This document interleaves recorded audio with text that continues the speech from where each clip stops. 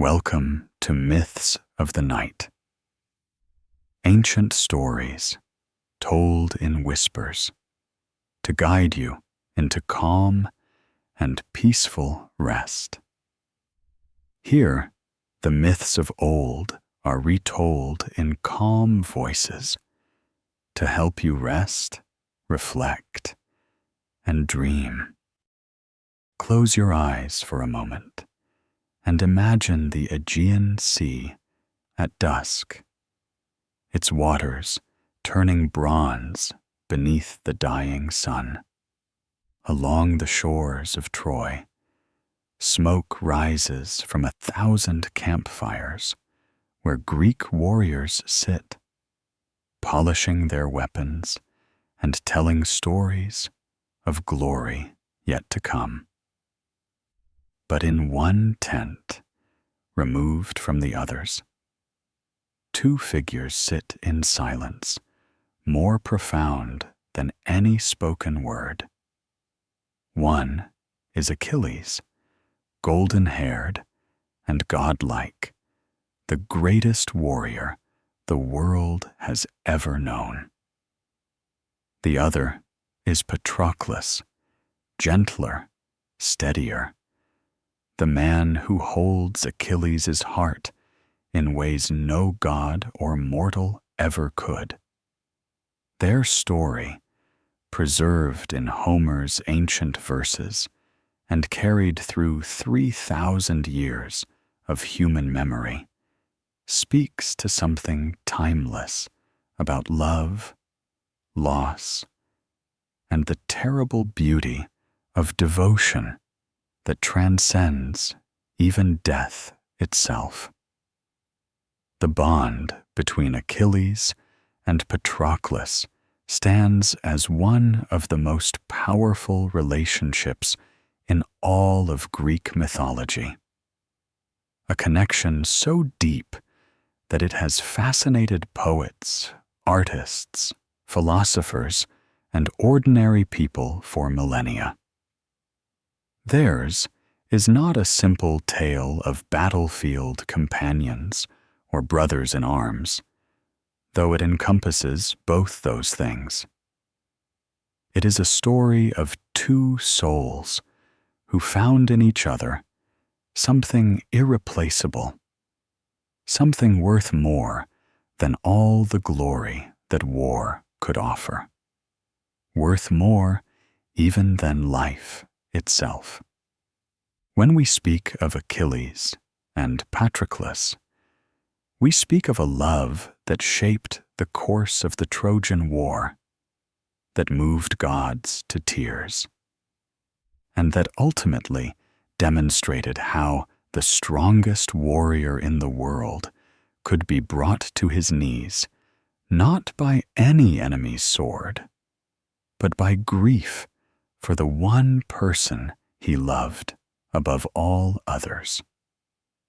Their relationship has been interpreted in many ways across the centuries.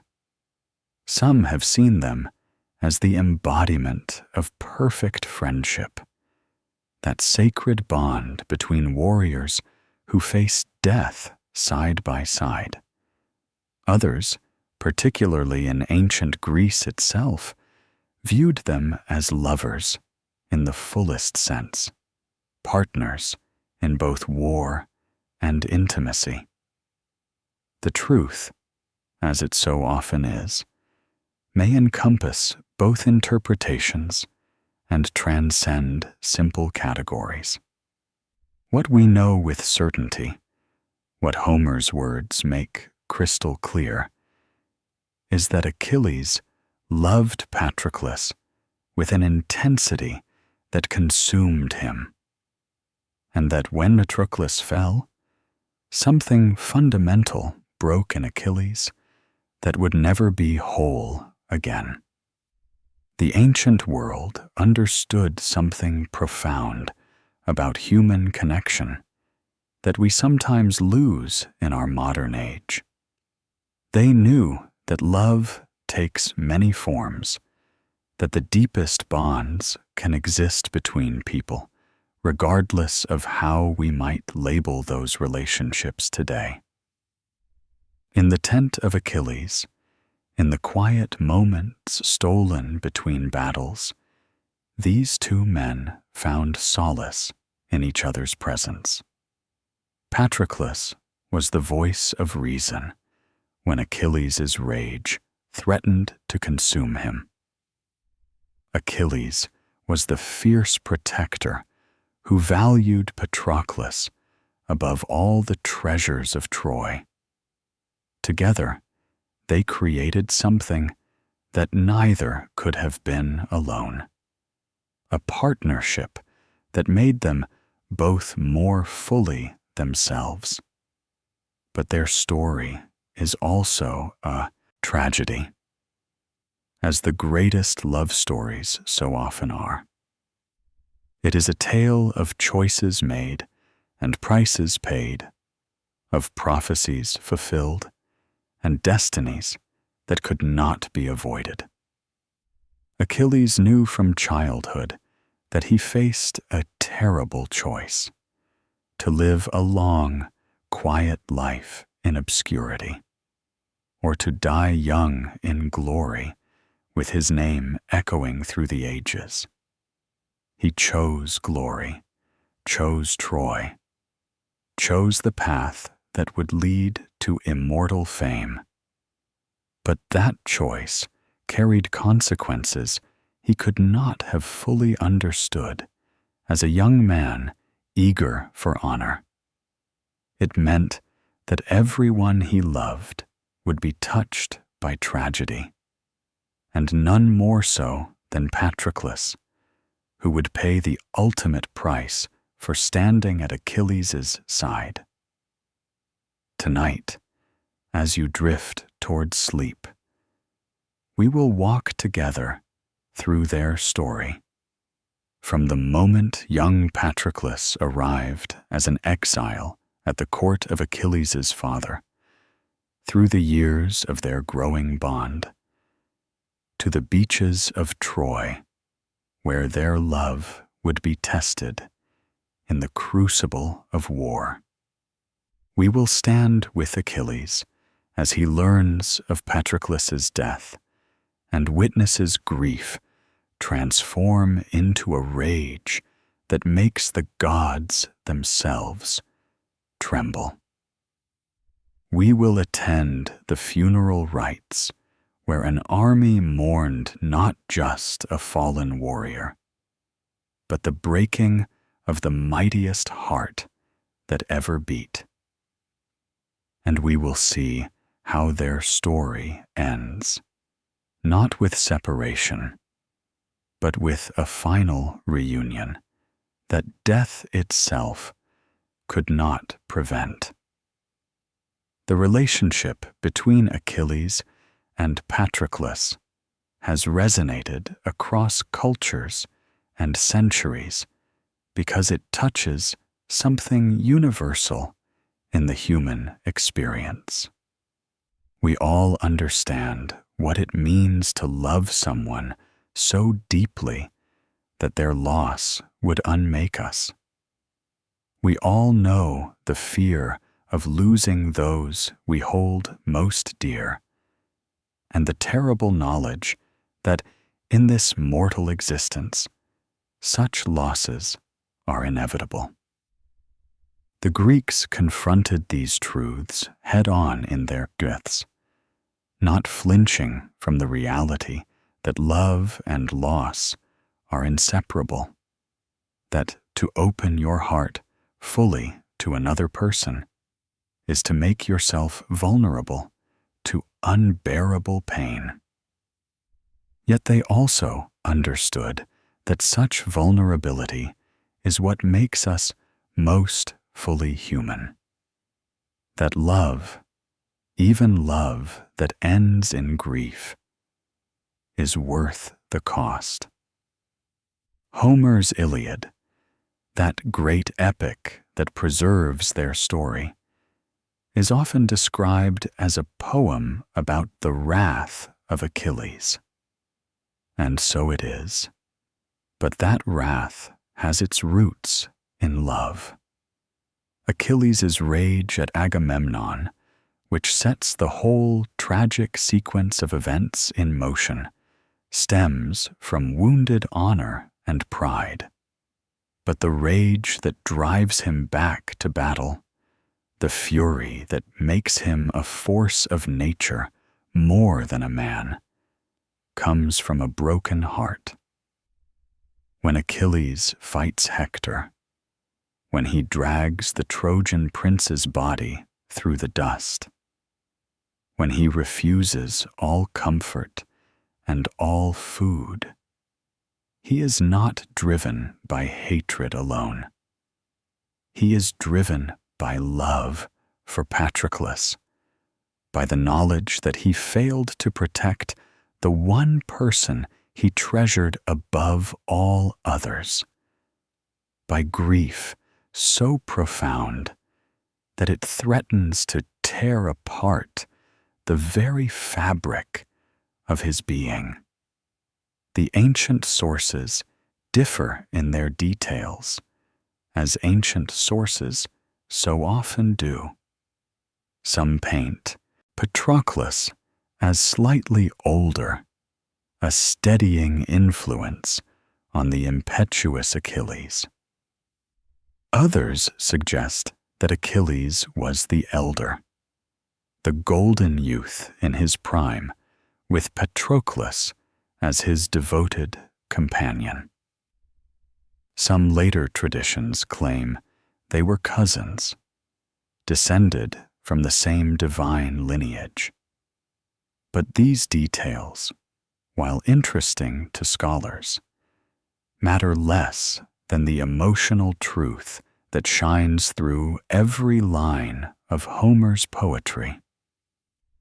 These were two people who belonged together, whose lives were so intertwined that their bones would be mingled in death, sealed in a golden urn for eternity. That truth transcends questions of age or kinship, or the precise nature of their physical relationship.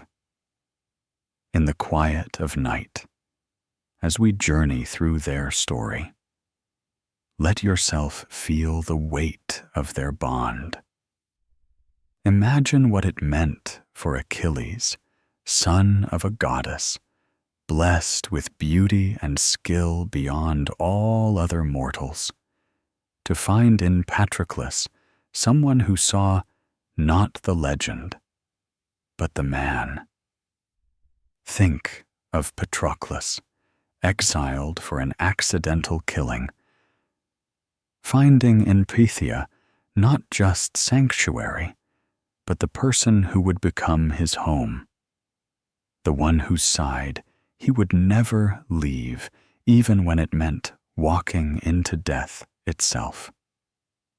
Their love, whether we call it friendship or romance or some blend of both, was the kind that poets write about because it captures something essential about what it means to be human, to connect with another soul so deeply that you would give everything for them, even your own life.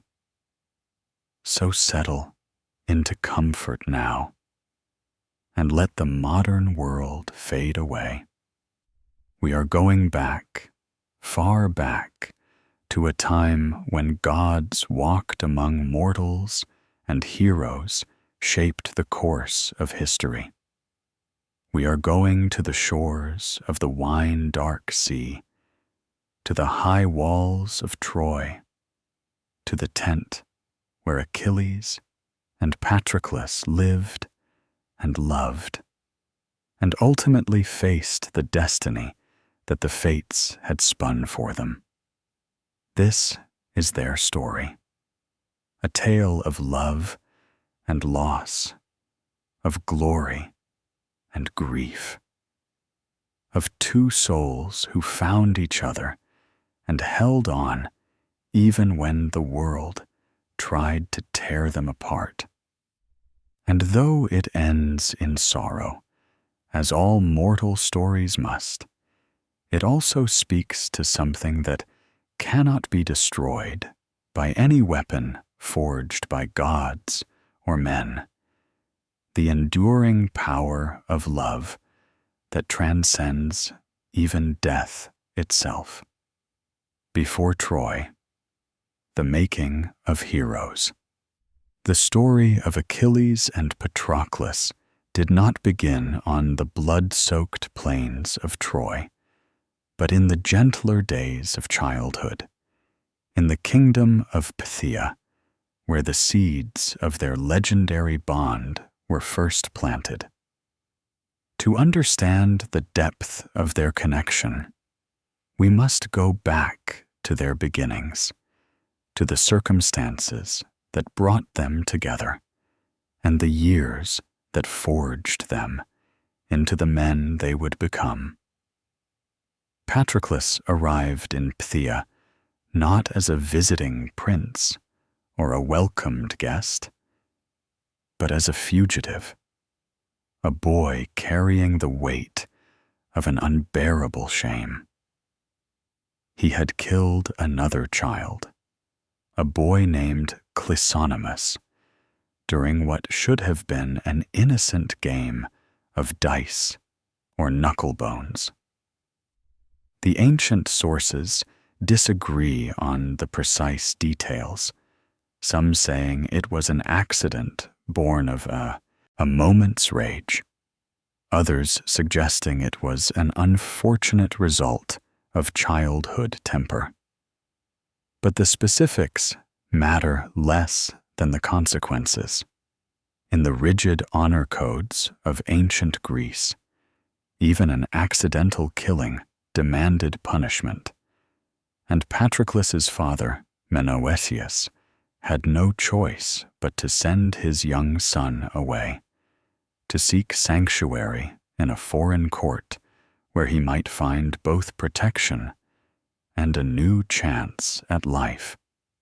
King Peleus of Phthia agreed to take the boy in, this exiled prince carrying the stain of blood on his hands. Peleus was himself a hero of an earlier generation, one of the famed Argonauts who had sailed with Jason in quest of the Golden Fleece. He understood both honor and mercy, and he saw in young Patroclus not a monster, but a frightened child who needed guidance and a second chance. More importantly, Peleus had a son near the same age, a boy who was unlike any other child in Greece, or perhaps in all the world. Achilles was the son of Peleus and the sea nymph Thetis, a goddess who had caught the eye of Zeus himself before a prophecy warned that she would bear a son greater than his father.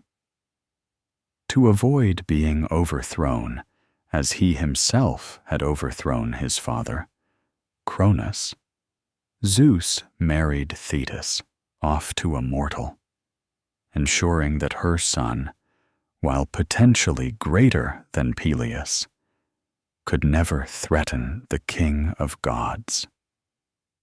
But that divine blood still flowed through Achilles' veins, marking him as something more than human from the moment of his birth. Thetis, desperate to protect her mortal son, had attempted various means to grant him immortality, but all had failed or been incomplete. Achilles would die, as all mortals must, but he would live as something approaching divine. Even as a child, Achilles stood apart. He was faster than other boys, stronger, more graceful.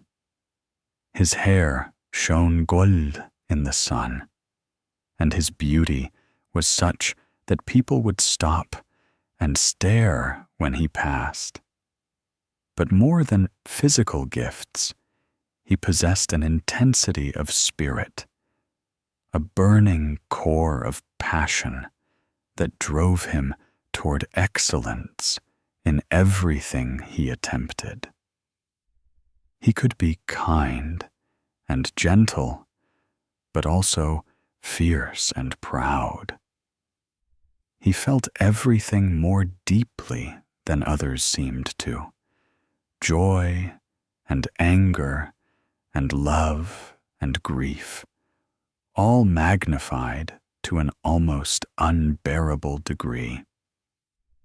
He was, in short, the kind of person who would either accomplish great things or be destroyed by his own intensity, or perhaps both. When Patroclus arrived at Peleus's court, Achilles noticed him immediately, not because Patroclus possessed any of Achilles' godlike qualities. Quite the opposite. Patroclus was quiet where Achilles was bold, thoughtful where Achilles was impulsive, gentle where Achilles burned with intensity. He was not particularly handsome or particularly skilled at the martial arts that occupied so much of a young prince's education. He seemed, to casual observers, rather ordinary, especially when standing next to the golden son of Thetis. But Achilles saw something in him that others missed, a steadiness, a depth of character, a capacity for understanding that matched his own emotional intensity with a different kind of strength. Their friendship developed naturally, as the best friendships do. They were thrown together by circumstance. Two boys of similar age in a royal household, expected to train together and eat together and grow up in each other's company. But what began as proximity became something much deeper. Achilles found in Patroclus someone who did not worship him, or fear him, or try to use him for advantage. Patroclus treated him simply as a person, not as the son of a goddess or the greatest warrior to be. And Patroclus found in Achilles not judgment for his past or pity for his exile, but acceptance and a friendship that asked nothing except that he be himself. They learned together the skills that noble youths were expected to master. They practiced with spears and swords, though it quickly became clear that Achilles possessed a natural talent for warfare that Patroclus would never match. They learned to ride, to hunt, to navigate by the stars. They studied music together, for the Greeks believed that a true warrior must be cultivated in the arts as well as in battle. Achilles became skilled with the lyre, his fingers coaxing beautiful melodies from the strings, and on quiet evenings, Patroclus would listen to him play and think himself the luckiest person alive to have such a friend. But their most important education came from an unlikely source, the centaur Chiron, who lived high on Mount Pelion, and who had tutored more heroes than any other being in Greece. Chiron was nothing like the wild, barbaric centaurs who occasionally terrorized civilized lands. He was wise and cultured, a master of medicine and music and the arts of war, respected even by the gods themselves. Peleus, who had been taught by Chiron in his own youth, sent both boys to the centaur, knowing that Chiron would shape them into men worthy of their lineage. In Chiron's cave, high among the peaks where eagles soared and the air was thin and pure, Achilles and Patroclus spent some of the happiest years of their youth. Chiron taught them to identify every plant that grew on the mountainside, which could heal wounds and which could kill, which could ease fever and which could dull pain. He showed them how to set broken bones and clean wounds, skills that would prove valuable on battlefields yet to come. Achilles learned these lessons easily, his divine heritage giving him an almost instinctive understanding. And what Chiron taught Achilles, Achilles in turn taught to Patroclus. Patient in a way he was with no one else, taking genuine joy in sharing his knowledge with his friend. But Chiron taught them more than practical skills. He taught them about honor and duty, about the responsibilities that came with strength and the importance of using power justly. He taught them philosophy and the stories of heroes who had come before, men like Heracles and Perseus and Jason, who had faced impossible challenges and emerged victorious or died trying. And perhaps most importantly, he taught them about the nature of destiny, about the prophecies and fates that governed mortal lives, and the choices that men must make when faced with their own mortality. It was during these years on Mount Pelion that the bond between Achilles and Patroclus deepened from friendship into something that would define both their lives. Isolated from the court and its politics, free from the expectations of others, they could simply be themselves, with each other. They hunted together in the mountain forests, tracking deer and boar through the wilderness. They trained together, Patroclus always falling a bit short of Achilles' superhuman abilities, but never giving up, never asking for quarter. They explored the mountain together, finding hidden valleys and secret springs, places that became their own sanctuaries. On warm summer nights, they would lie on the grass outside Chiron's cave and look up at the stars. Chiron had taught them the constellations and the stories behind them, tales of heroes and monsters placed in the heavens by the gods. But sometimes they would ignore the stories and simply look at the vast sweep of stars overhead, feeling small and insignificant beneath the cosmic display. In those moments, Patroclus would glance over at Achilles and feel a swell of emotion he did not fully understand. A certainty that his place was beside this remarkable person, that whatever the future held, he wanted to face it at Achilles' side. Achilles, for his part, found in Patroclus something he had never known he needed.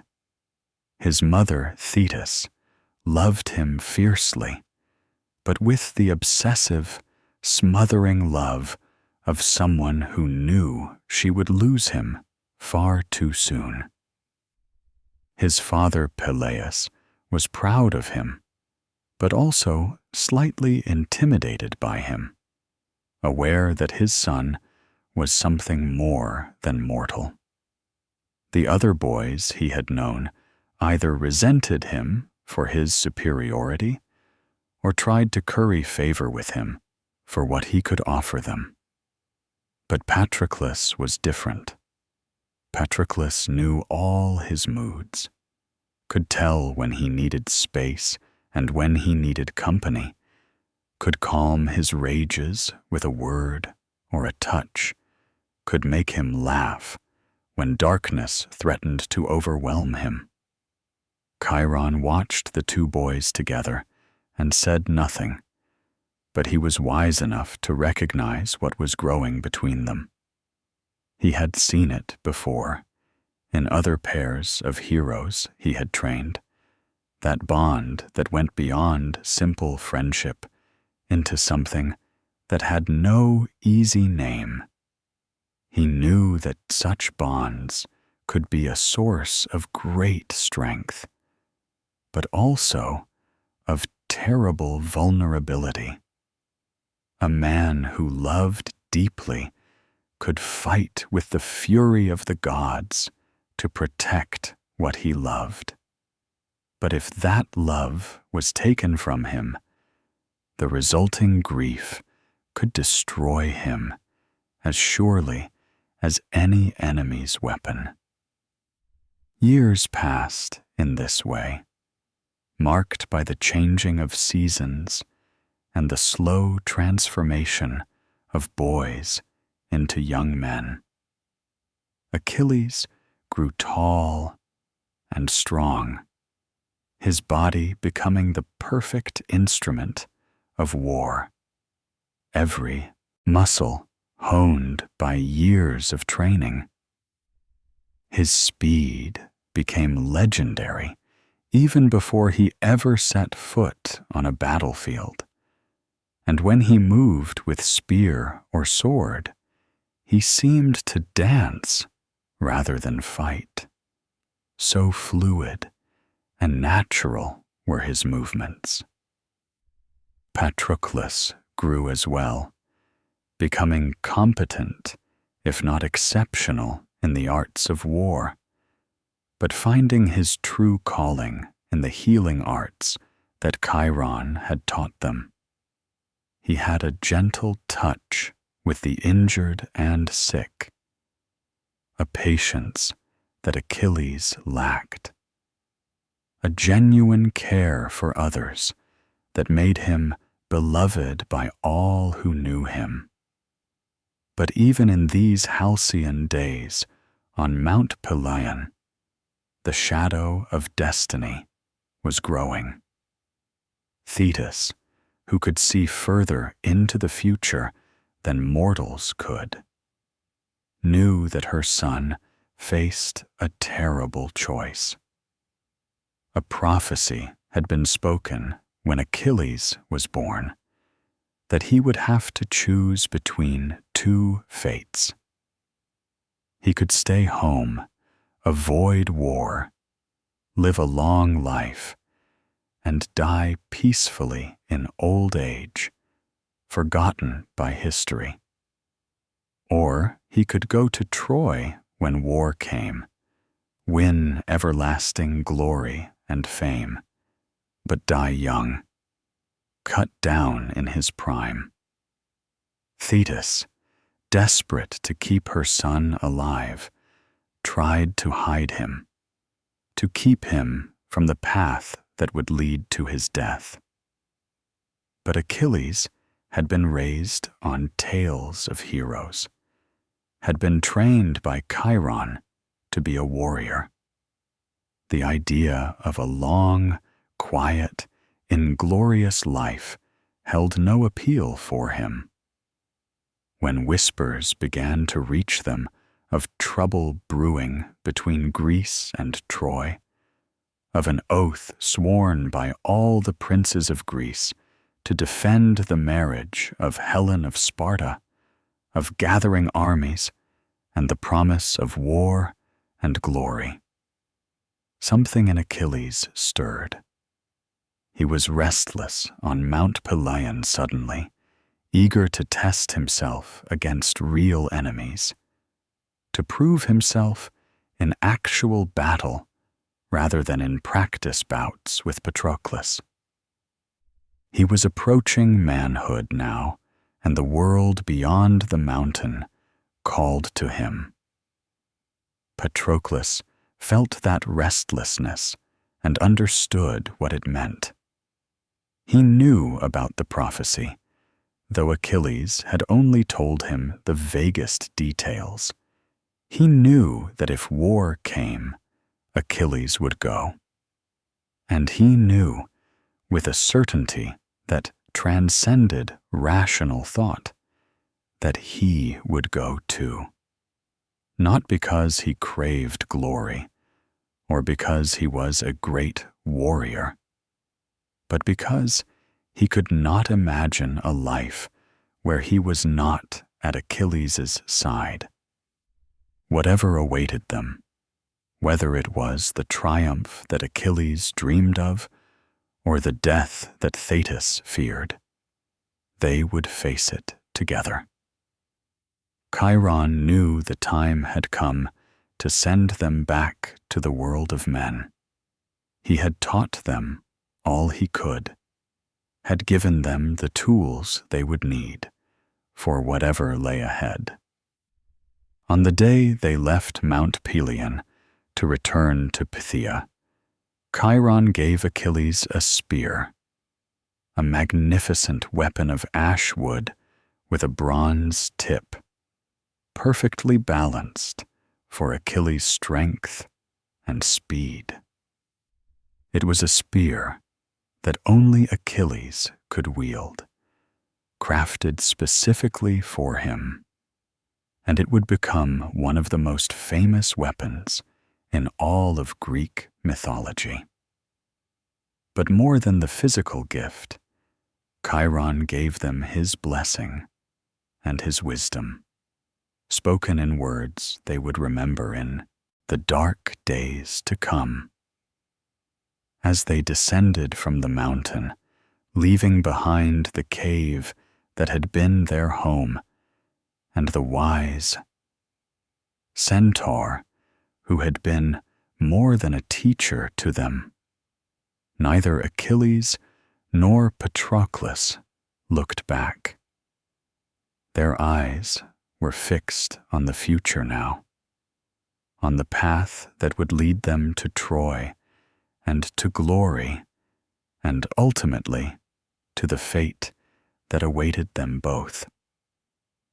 They did not know, could not know, that these years on Mount Pelion would be the last truly peaceful time they would ever share.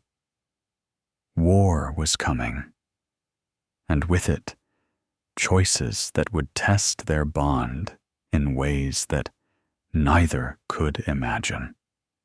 But for now, walking down the mountain side by side, they were simply two young men at the threshold of adventure, bound by a love that had grown from childhood friendship into something deeper and more enduring than bronze or stone. Whatever came next, they would face it together. And that certainty was enough. The call to war, destiny's pull. The summons to war came as inevitably as the dawn after a long night, a call that echoed across all of Greece and drew the greatest warriors of the age to a conflict that would reshape the ancient world. To understand how Achilles and Patroclus came to stand on the shores of Troy, we must first understand how this war began, and how the oath of ambitious princes became a chain that bound an entire generation to 10 years of blood and sorrow. It started, as so many disasters do, with the vanity of gods and the weakness of mortals. The goddess Eris, angry at not being invited to a wedding, threw a golden apple inscribed "To the fairest" among the divine guests. 3 goddesses, Hera, Athena, and Aphrodite, each claimed the apple, and Zeus, unwilling to judge between them and face the wrath of those he rejected, appointed a mortal to decide.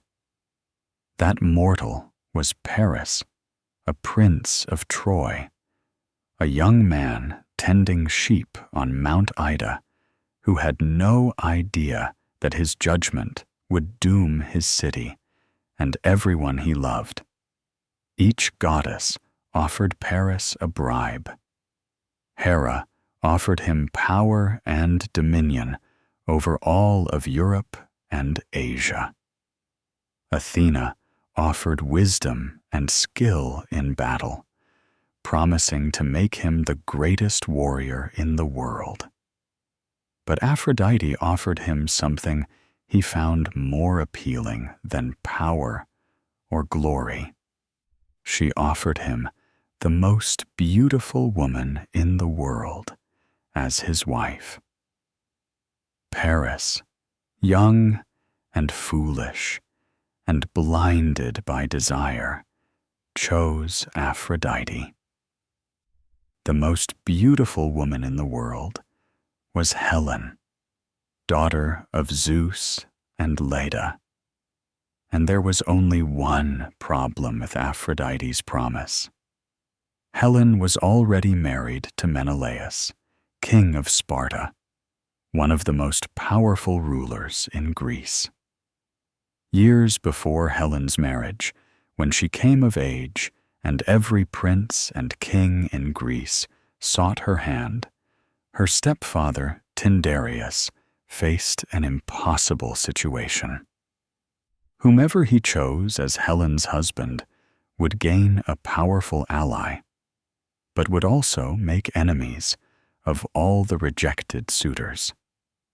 A wise advisor, some say it was Odysseus himself, proposed a solution.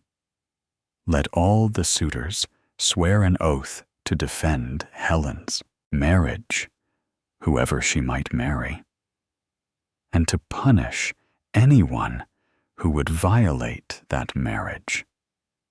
It was a clever solution, binding all these ambitious men together in mutual defense. They all swore the oath.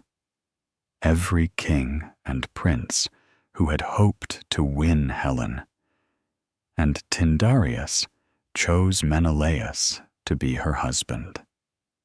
Among those who swore that oath was Patroclus, or rather, his father Menoetius swore on his behalf when Patroclus was still a boy, before his exile to Phthia. Achilles, notably, was not among the suitors and did not swear the oath. Some sources suggest he was too young at the time. Others, that Thetis, already fearful of the prophecy, kept him away deliberately. But when Paris, guided by Aphrodite, came to Sparta as a guest, and then betrayed that hospitality by running away with Helen, and taking much of Menelaus's wealth. Besides, the oath was invoked. Every man who had sworn it was bound by sacred honor to join the expedition to retrieve Helen and punish Troy for Paris's transgression. Menelaus's brother Agamemnon, the powerful king of Mycenae, took command of the gathering Greek forces. Agamemnon was ambitious and ruthless, a man who saw in this war not just the recovery of his brother's wife, but an opportunity for conquest and glory that would make him the greatest king Greece had ever known. He began calling in the oath, sending messengers to every kingdom and city-state that had sworn to defend Helen's marriage. An army began to assemble at Aulis, the greatest gathering of Greek warriors that had ever been seen. Odysseus, clever king of Ithaca, tried to avoid the war by feigning madness, plowing his fields with salt, and acting as though he had lost his mind. But the messengers were not fooled, and when they placed his infant son Telemachus in front of the plow, Odysseus swerved to avoid the child, proving his sanity. Ajax, the massive warrior from Salamis, answered the call eagerly, seeing the war as a chance to prove his strength. Diomedes, young and ambitious, brought his forces from Argos. One by one, the heroes of Greece assembled, bringing their ships and their men, ready to sail across the Aegean to the coast of Troy. When the messengers came to Phthia, Peleus knew that Achilles would want to go. The boy had been trained for this his entire life, had been raised on tales of heroic glory, had inherited from his divine mother a strength and speed that marked him as destined for greatness. But Peleus also knew the prophecy, knew that if Achilles went to Troy, he would never return. Thetis was even more desperate to keep her son safe. In some versions of the story, she took Achilles to the island of Skyros and disguised him as a girl among the daughters of King Lycomedes, hoping he would remain hidden there until the war was over. But destiny cannot be so easily avoided. Odysseus, hearing rumors that Achilles was hidden on Skyros, came to the island with a clever plan. Disguised as a merchant, he laid out before the young women various goods, fine cloth, and jewelry, and other items that might appeal to young ladies. But among these items, he also placed weapons and armor. When a trumpet suddenly sounded, mimicking an attack, one of the girls instinctively reached for the weapons, revealing herself as Achilles. The son of Thetis could not hide his true nature, and once discovered, he did not want to. The chance for glory called to something deep within him, and he agreed to join the Greek expedition. But he did not agree to go alone. Patroclus, now a young man, had never left Achilles' side since arriving in Phthia as an exiled boy. Technically, he was bound by his father's oath to join the war anyway, but that was not why he went. He went because Achilles went, because their lives had become so intertwined that separation was unthinkable. Some sources suggest that Menoetius, when he sent Patroclus to Troy, instructed him to be a steady influence on Achilles, to use his years of seniority and his calmer temperament to guide the impetuous warrior.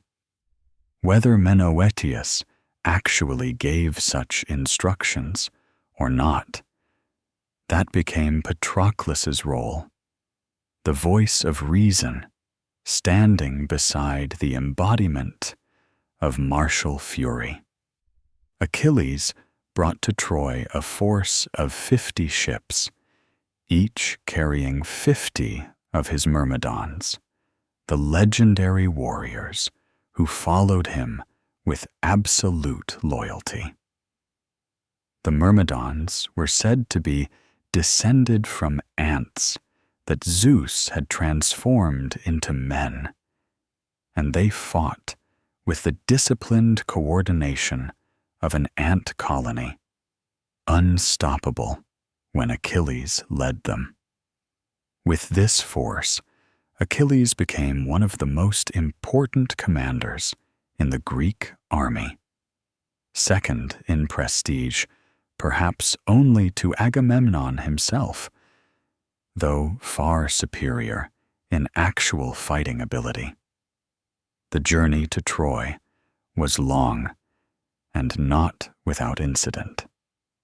The Greek fleet gathered at Aulis, but the winds refused to blow, trapping them in harbor.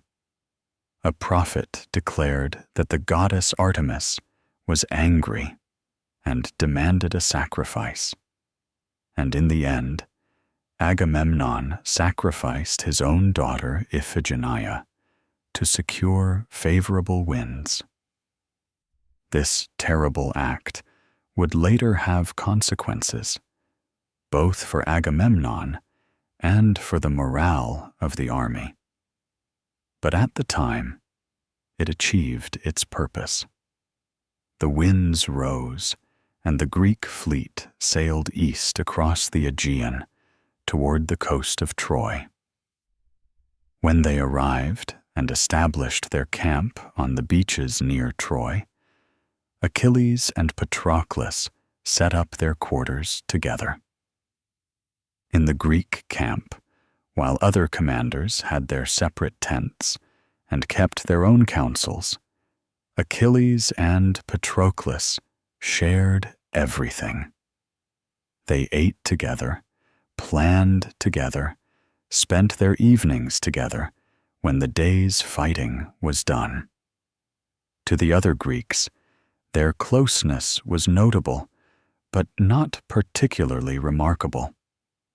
Deep friendships between warriors were common and valued. Men who would die for each other were considered the ideal. What Achilles and Patroclus meant to each other went beyond what others could see. But in the Greek camp, that was their private matter. The war that they had come to fight did not prove to be the quick, glorious campaign that many had expected. Troy was a wealthy city with strong walls and powerful allies. The Trojans, led by King Priam and his sons, particularly Hector, the greatest of Trojan warriors, defended their city fiercely. The Greeks could not breach the walls, and a long siege began, year after year, of inconclusive fighting, of raids on nearby cities to gather supplies and treasure, of small battles and skirmishes that accomplished little. But if the war as a whole was frustrating and stalemated, Achilles himself was anything but. From the first moment he entered battle, it became clear that the son of Thetis was something beyond an ordinary warrior. He moved with a speed that made him almost impossible to hit, struck with a strength that shattered shields and armor, fought with a savage joy that terrified his enemies. The Trojans learned to fear the sight of his distinctive armor, the gleam of his bronze helmet with its tall horsehair crest, the sound of his war cry that could freeze men's hearts. In single combat, no Trojan could stand against him. Even Hector, Troy's champion, avoided directly engaging Achilles, knowing that such a fight would likely end in his death. Through all these battles, through all the blood and chaos of war, Patroclus remained at Achilles' side. Not in the front lines, he was not that kind of warrior, but always nearby, always ready. He tended the wounded with the healing skills Chiron had taught him, earning the gratitude and respect of the Greek soldiers. He offered counsel to Achilles, providing a perspective that the fierce warrior sometimes lacked.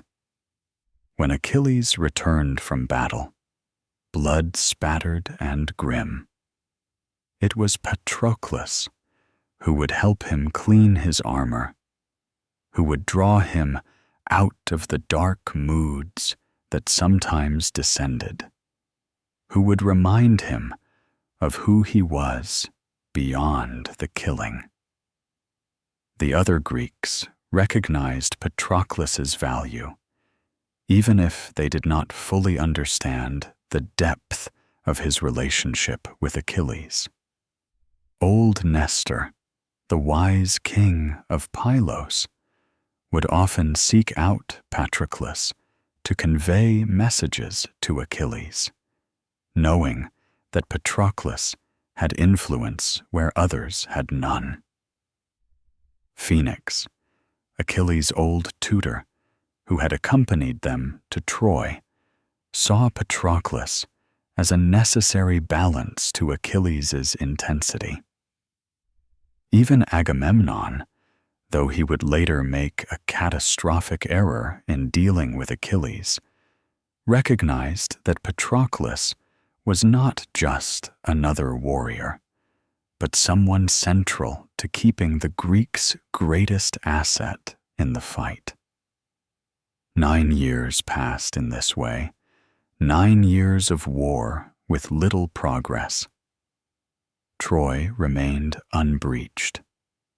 The Greek camp grew more permanent, with huts replacing tents, with routines and hierarchies that came to feel almost like a strange, violent kind of home.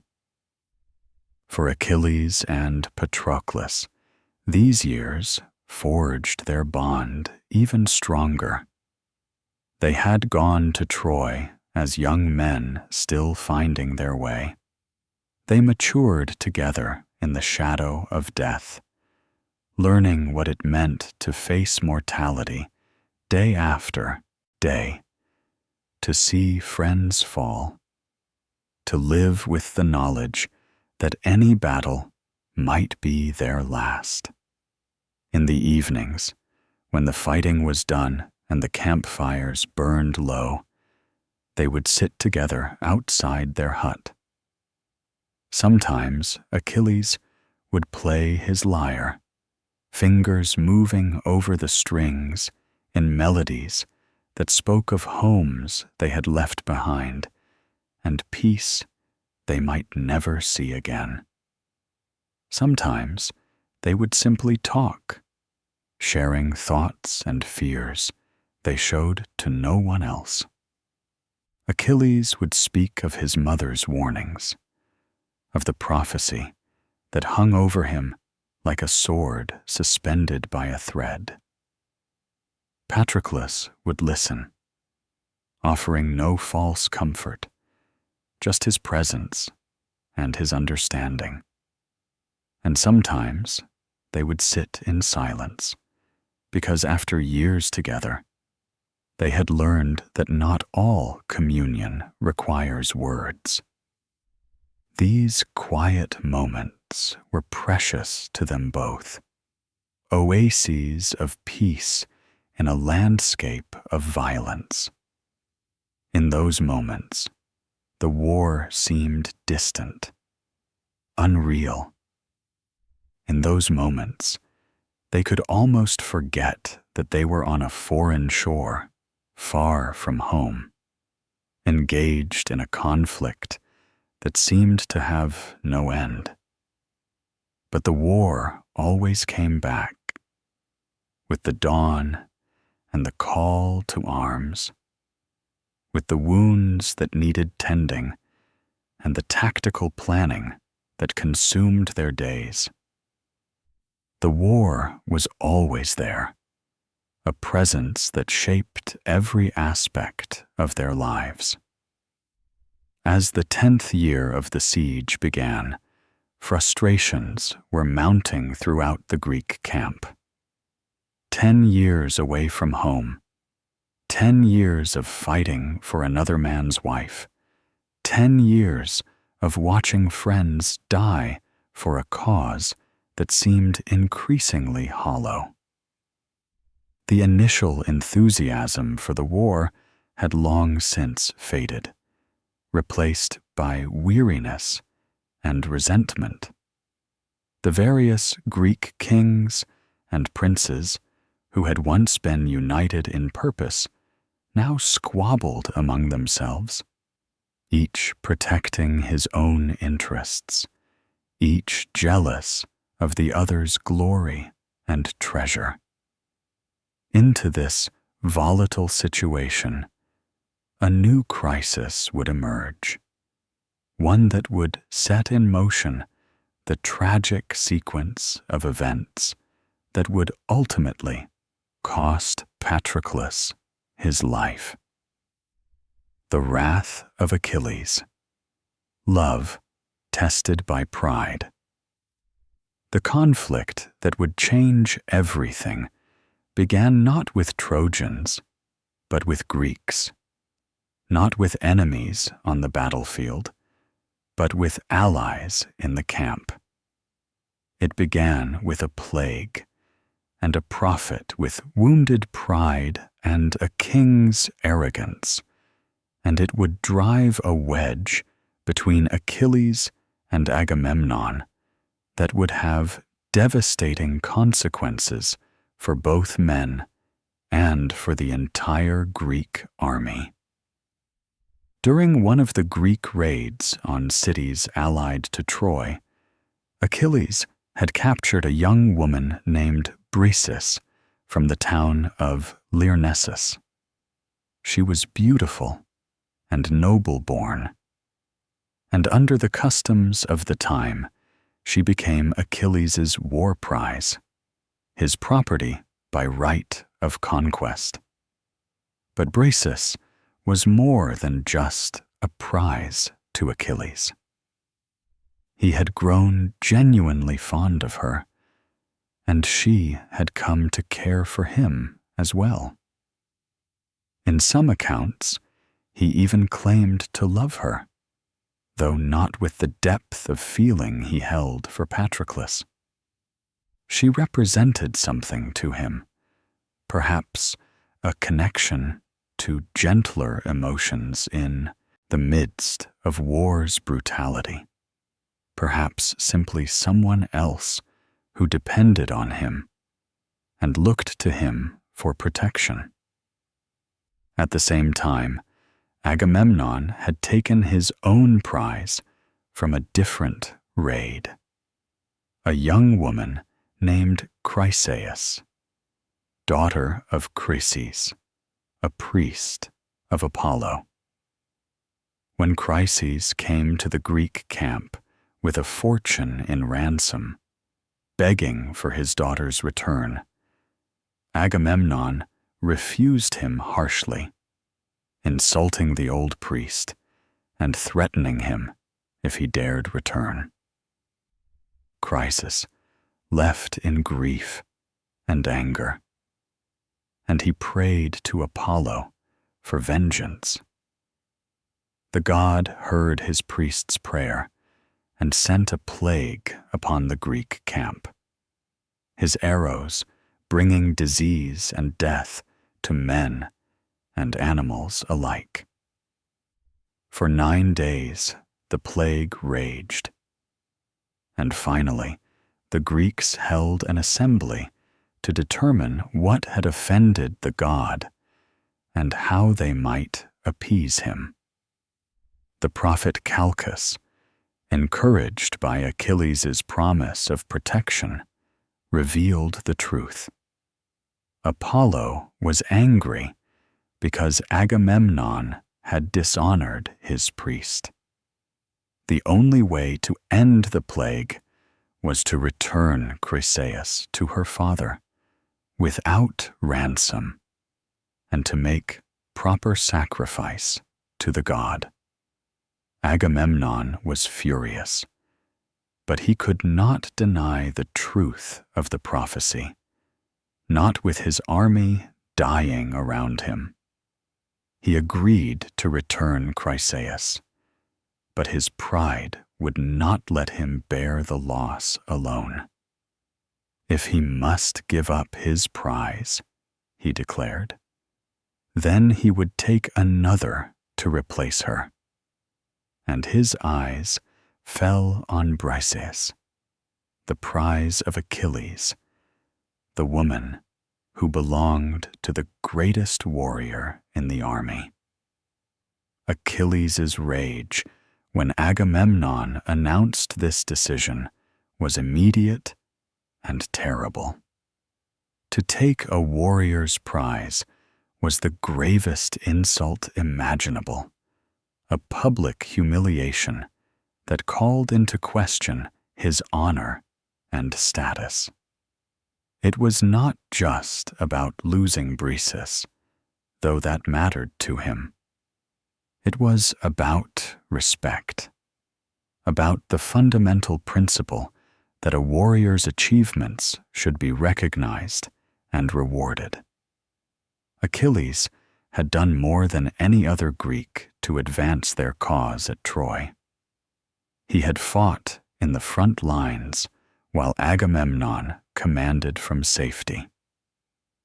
He had won victory after victory while Agamemnon merely claimed the spoils.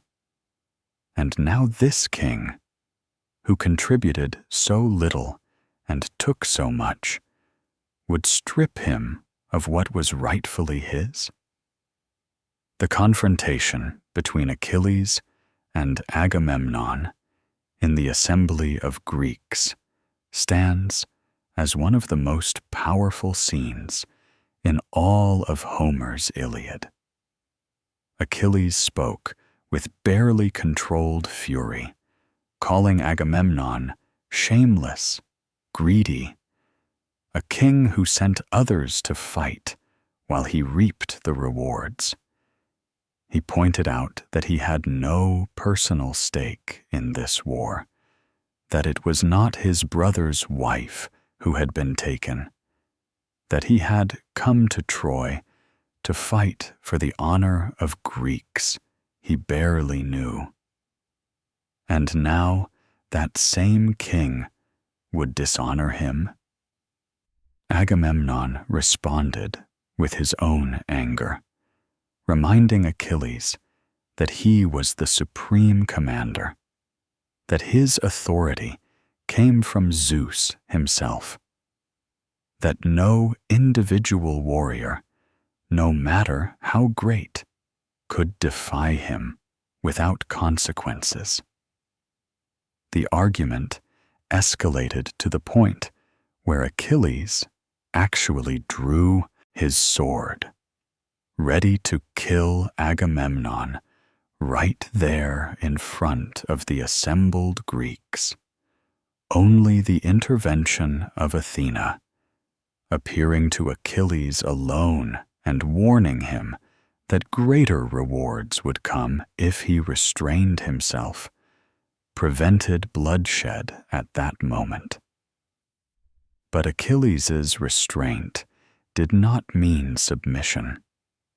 He announced to the assembly that he was withdrawing from the war. He would not fight for Agamemnon anymore, would not lift his spear in defense of the Greek cause while his honor remained violated.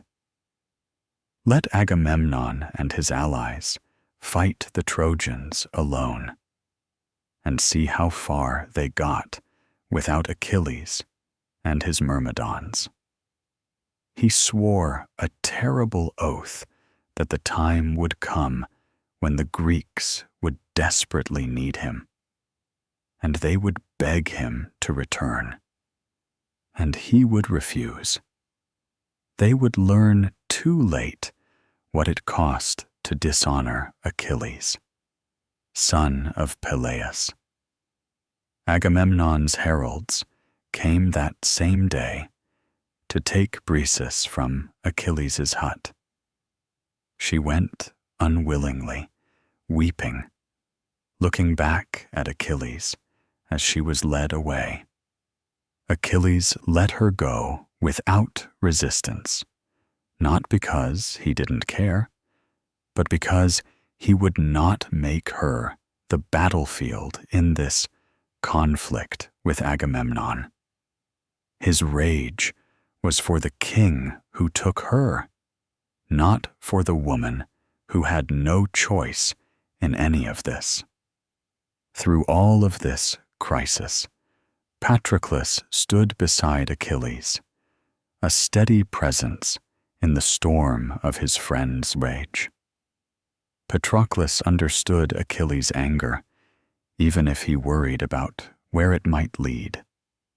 He had seen how hard Achilles fought, how much he sacrificed, how little recognition he received from the army's supreme commander.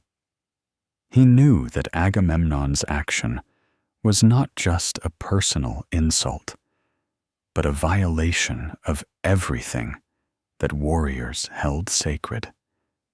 But he also understood the larger picture in ways that Achilles, consumed by his wounded pride, could not see in that moment. After the heralds left with Briseis, after the public confrontation was over, Achilles walked alone to the edge of the sea. He stood on the shore and called out to his mother, and Thetis rose from the waves to comfort her son. He told her everything, his voice breaking with emotion, and he asked her to use her influence with Zeus to help the Trojans, to let them drive the Greeks back to their ships, to let the Greeks suffer until they understood how desperately they needed him.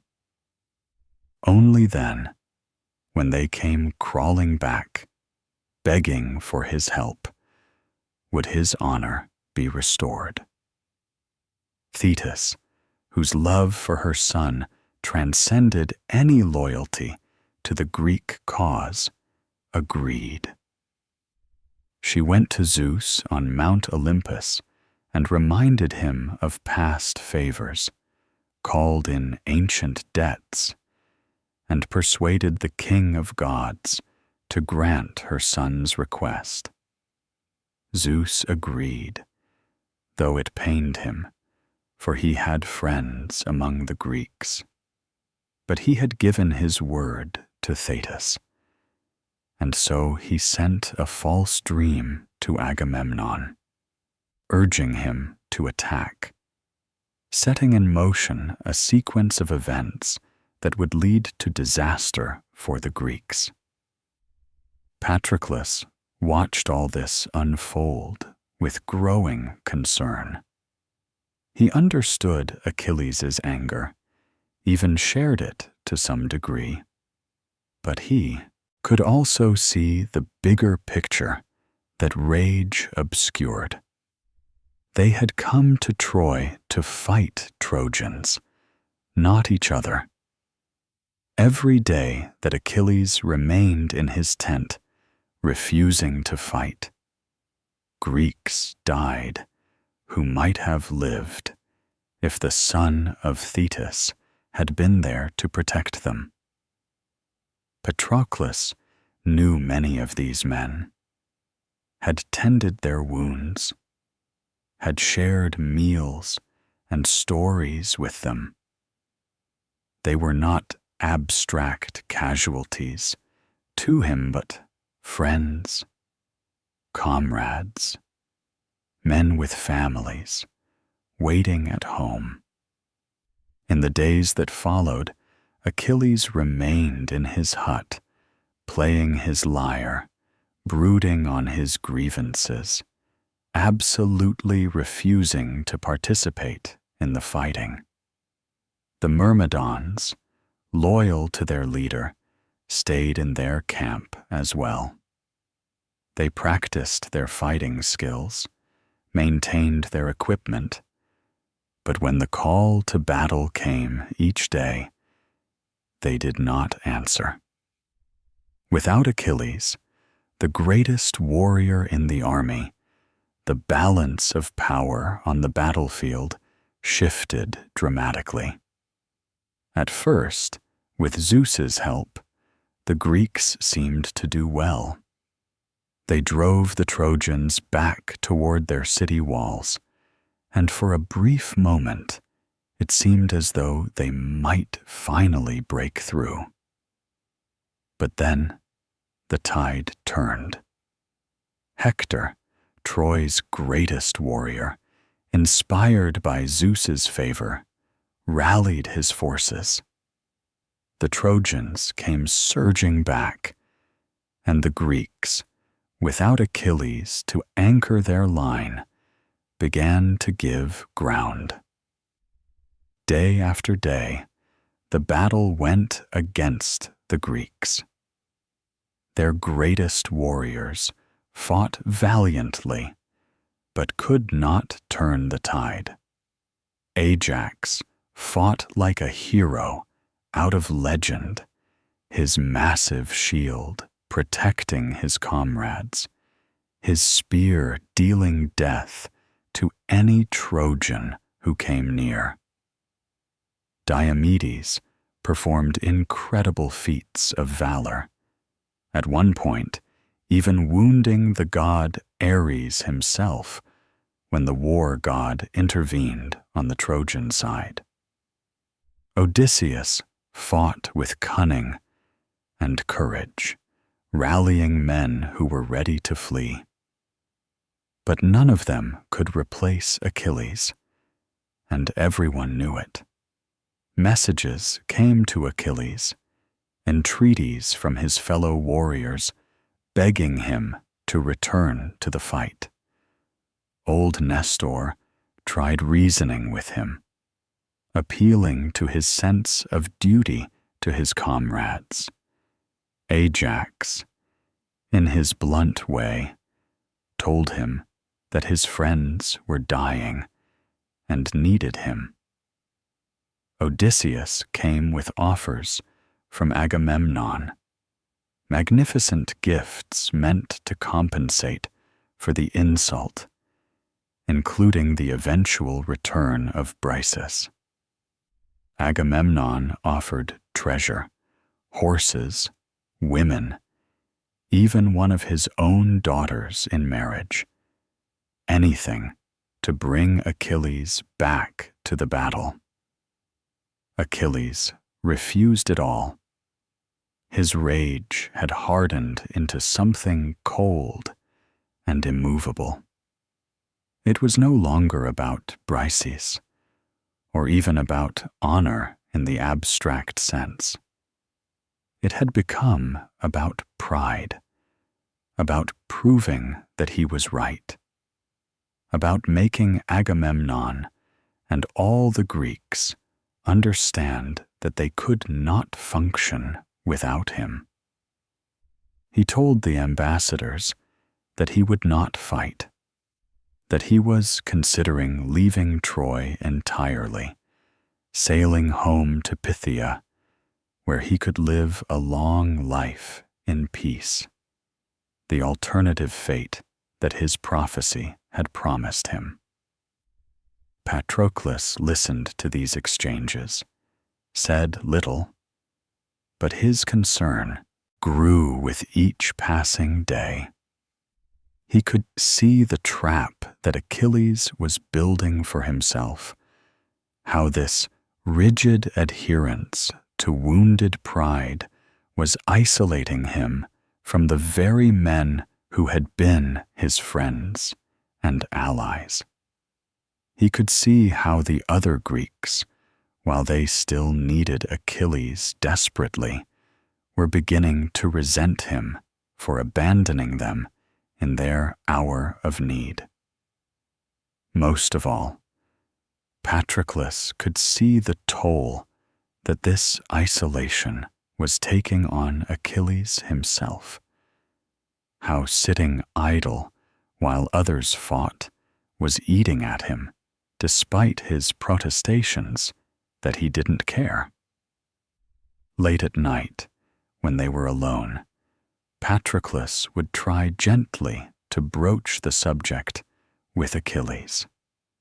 He never directly told him to go back to fighting, never pushed too hard, because he knew that Achilles would only dig in deeper if challenged directly. Instead, he would mention the wounded he had treated that day, good men suffering from injuries that might have been prevented if the battle had gone differently. He would talk about the mood in the camp, the desperation that was setting in. He would remind Achilles of why they had come to Troy in the first place, not for Agamemnon, but for glory and honor that would echo through the ages. Achilles would listen, because Patroclus was the only person whose words could reach him in his rage. But he would not relent. His pride had been wounded too deeply, and the son of Thetis was not one to forgive easily or to compromise once his mind was set. He would tell Patroclus that the Greeks had made their choice when they allowed Agamemnon to dishonor him, that they deserved whatever fate they received. And Patroclus, knowing it was useless to argue further, would let the subject drop, at least for that night. The situation grew increasingly desperate. The Trojans, emboldened by their successes and by Zeus's favor, pushed closer and closer to the Greek ships. If they could reach those ships and set them afire, the Greeks would be trapped in Troy, unable to retreat, doomed to die far from home. Hector led assault after assault, his bronze armor gleaming, his war cry rallying the Trojans to ever greater efforts. The Greeks fought desperately to hold the line, to protect the ships that represented their only hope of eventual escape. The greatest Greek warriors fell wounded, one by one. Odysseus took a spear through the ribs and had to be carried from the battlefield. Diomedes was hit by an arrow from Paris. Even massive Ajax, who seemed almost invincible, grew weary from holding the line essentially by himself. The Greeks were on the verge of complete catastrophe, and still Achilles would not fight. Patroclus watched all this with a heart that was being torn in two. His loyalty to Achilles was absolute, had been since childhood, would remain so until death. He understood Achilles' anger and supported his right to feel wronged. But he also felt a growing sense of responsibility to the dying Greeks, men who had never wronged Achilles, who were suffering for a quarrel between their supreme commander and their greatest warrior. He felt increasingly helpless, watching disaster unfold and being unable to do anything to prevent it. The relationship between Achilles and Patroclus was strained during this period in ways it had never been before. They did not fight, not exactly, but there was a tension between them, an unspoken disagreement that neither wanted to articulate fully. Patroclus wanted Achilles to return to battle, but he would not say so directly because he knew it would sound like choosing the army over choosing Achilles. Achilles knew what Patroclus wanted, but would not acknowledge it because that would require him to either give in or to explicitly refuse Patroclus, and he did not want to do either. Through it all, their fundamental bond remained.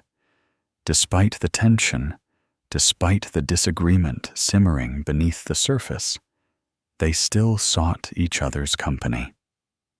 Achilles still played his lyre in the evenings, and Patroclus still listened. They still ate together, still talked about everything except the one subject that dominated both their thoughts. Their love for each other was strong enough to weather this storm, or so they both believed. Neither of them could imagine anything that would truly break their bond. They were wrong. The test of their love was coming, and it would be far more severe than either of them could have anticipated. The strain between them over Achilles' refusal to fight was nothing compared to what lay ahead. But they did not know that yet. They could not see the catastrophe that was rushing toward them like a chariot on the battlefield, could not see that their time together was measured now in days rather than years. The wrath of Achilles had set events in motion that would lead to the death of Patroclus, the breaking of Achilles' heart, and the fulfillment of the prophecy that Thetis had feared since the day her son was born. The fatal decision, armor and tragedy, the morning that would change everything, dawned like any other, the sun rising over the Aegean to illuminate the Greek camp and the Trojan walls beyond. But this day would be different from all the days that had come before, because on this day, Patroclus would make a decision that would cost him his life and shatter Achilles' world forever.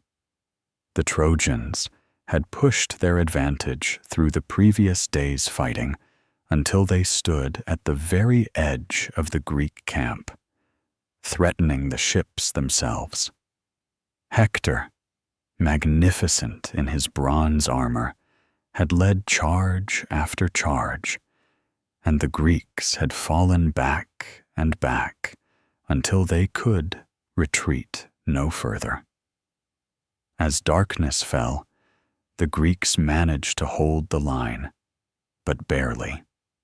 Both sides made camp for the night, the Trojans on ground they had taken from the Greeks, so close that the Greek sentries could hear their voices and see their campfires. Old Nestor, the king of Pylos, who had seen more wars than any other Greek, understood that they faced complete disaster. In the morning, if nothing changed, the Trojans would overrun the ships, and the Greek army would be destroyed. He called a council of the surviving Greek leaders, and they debated desperately about what could be done. Someone needed to go to Achilles, to make one more appeal, to somehow convince him that the time had come to set aside his anger and save his comrades. But who could be sent? Agamemnon's ambassadors had already been rejected. The other Greek leaders had tried and failed to move Achilles from his position. There was only one person who had any hope of changing Achilles' mind, only one person whose words might reach through the wall of pride and anger that the son of Thetis had built around himself. That person was Patroclus. Nestor sought out Patroclus the next morning, finding him tending to wounded Greeks in the medical area he had set up near Achilles' hut. The old king spoke to Patroclus with a mixture of flattery and manipulation that showed why he was considered the wisest of the Greeks. He reminded Patroclus of his father's words when Patroclus had left for Troy, how Menœtius had told his son to be a steadying influence on Achilles, to guide him with wisdom when rage threatened to overwhelm him. Now, Nestor said, was the time to fulfill that responsibility. Patroclus listened to Nestor's words and felt the weight of them settling on his shoulders. Everything the old king said was true. The Greeks were on the verge of destruction. Men he knew, men he cared about, were dying because Achilles would not fight. And Patroclus had the closest thing to influence over Achilles that anyone possessed. If there was any chance of bringing Achilles back to battle, it rested with him. But Nestor was cunning as well as wise, and he planted another seed in Patroclus's mind. If Achilles absolutely would not fight, if his pride would not let him bend even to save his comrades, then perhaps Patroclus could offer an alternative. Let Patroclus wear Achilles' armor, lead the Myrmidons into battle, and create the illusion that Achilles himself had returned to the fight. The Trojans would see that distinctive armor, that famous helmet, and they would believe that the son of Thetis had come back. Fear would break their momentum, give the Greeks breathing room, perhaps even turn the tide of battle. Patroclus's mind reeled at the suggestion. Wear Achilles' armor? Fight in his place? It was presumptuous, audacious, perhaps even dangerous. But as he thought about it, walking back toward Achilles' hut, with Nestor's words echoing in his mind, the idea took hold. He was not the warrior that Achilles was, would never be. But he was competent enough.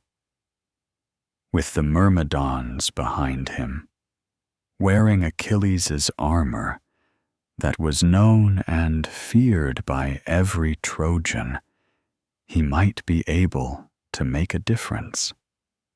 When he reached the hut, he found Achilles standing outside, watching the battle from a distance. The fighting had already begun, and even from afar, they could see that it was going badly for the Greeks. Ajax and the other Greek champions were fighting desperately, but the Trojans kept coming, wave after wave, pressing closer to the ships. Patroclus took a deep breath and approached Achilles. He spoke carefully, knowing how sensitive Achilles was on this subject, but with more urgency than he had allowed himself before. He pointed out the desperate situation, mentioned the wounded leaders, the exhausted defenders, the Trojans at the very edge of the ships. He spoke of their friends and comrades dying while they sat idle. And then he said something he had never said before, words that carried just a hint of criticism, of judgment for Achilles' choices. He said that if Achilles' anger was so fierce that nothing could move him, if he would not fight even to save his friends, then there must be something else he was afraid of, some prophecy or warning from Thetis that was keeping him away from battle. Whatever that fear was, Patroclus said, let him go instead. Let him wear Achilles' armor and lead the Myrmidons, create the illusion that Achilles had returned. It might be enough to save the day, and Achilles could keep his vow not to fight while still helping his comrades. Achilles listened to this speech with growing emotion. He was moved by Patroclus's words, by the desperation in his friend's voice, by the reminder of the men who were suffering and dying. For the first time since his quarrel with Agamemnon, his absolute certainty wavered. Perhaps he had taken his anger too far. Perhaps his pride had blinded him to legitimate concerns. But he was still not ready to give in completely, not ready to bend his pride and return to battle as though nothing had happened. The compromise that Patroclus suggested appealed to him, a way to help without admitting he was wrong, without making it seem like Agamemnon's gifts had bought his return.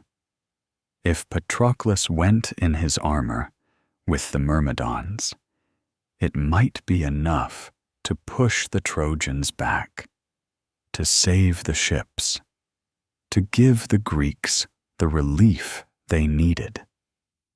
Yes, Achilles said, Patroclus could wear his armor. He would call the Myrmidons to assembly and tell them to follow Patroclus into battle. They would drive the Trojans back from the ships and save the Greek camp. But Achilles gave Patroclus strict instructions, and this is crucial. This warning that Patroclus would ultimately ignore. Drive the Trojans away from the ships, Achilles said, but then come back. Do not pursue them across the plain. Do not get carried away in the glory of battle and chase them all the way to Troy's walls. Just save the ships and return safely. There were practical reasons for this warning. Patroclus was not as skilled a fighter as Achilles, and the farther he went, the more danger he would face. But there was another reason, too, unspoken, but real. Achilles could not bear the thought of Patroclus taking too much glory, of people saying that Patroclus had accomplished what Achilles could not. His pride was still there, wounded and sensitive, and even in this moment of compromise, it shaped his thinking. Patroclus agreed to Achilles' terms. He was so relieved that Achilles was finally allowing some action, finally letting him do something to help, that he would have agreed to anything. Achilles called his Myrmidons to assembly, that legendary force of 50 ships and 2,500 warriors who had been idle throughout the days of his anger. He told them that Patroclus would lead them, wearing his armor, fighting in his name. They were to follow Patroclus as they would follow Achilles himself, to obey his commands, to protect him as they would protect their lord. Then Achilles led Patroclus to where his armor was kept, and he began to dress his friend for battle. It was an intimate act, helping Patroclus into the greaves that protected the legs, fastening the breastplate that had turned aside so many enemy weapons, settling the heavy helmet with its horsehair crest on Patroclus's head. The armor fit reasonably well. Patroclus was a grown man, a warrior in his own right, close enough to Achilles in size that the armor was functional, if not perfect. But there was one piece of Achilles' war gear that Patroclus could not take, the great ash wood spear that Chiron had given Achilles, the spear that was too heavy and too long for anyone else to wield effectively. That spear remained behind, a reminder that Patroclus was not actually Achilles, could not truly replace him, no matter how he might appear. As Achilles armed Patroclus, as he saw his friend transformed by the bronze and leather into something that looked like himself. He felt a sudden surge of fear. It came out of nowhere, this terror that something terrible was about to happen. He grabbed Patroclus by the shoulders and looked into his eyes, and he repeated his warning. Drive the Trojans back, but then return. Do not go too far. Do not chase them across the plain. Come back safely.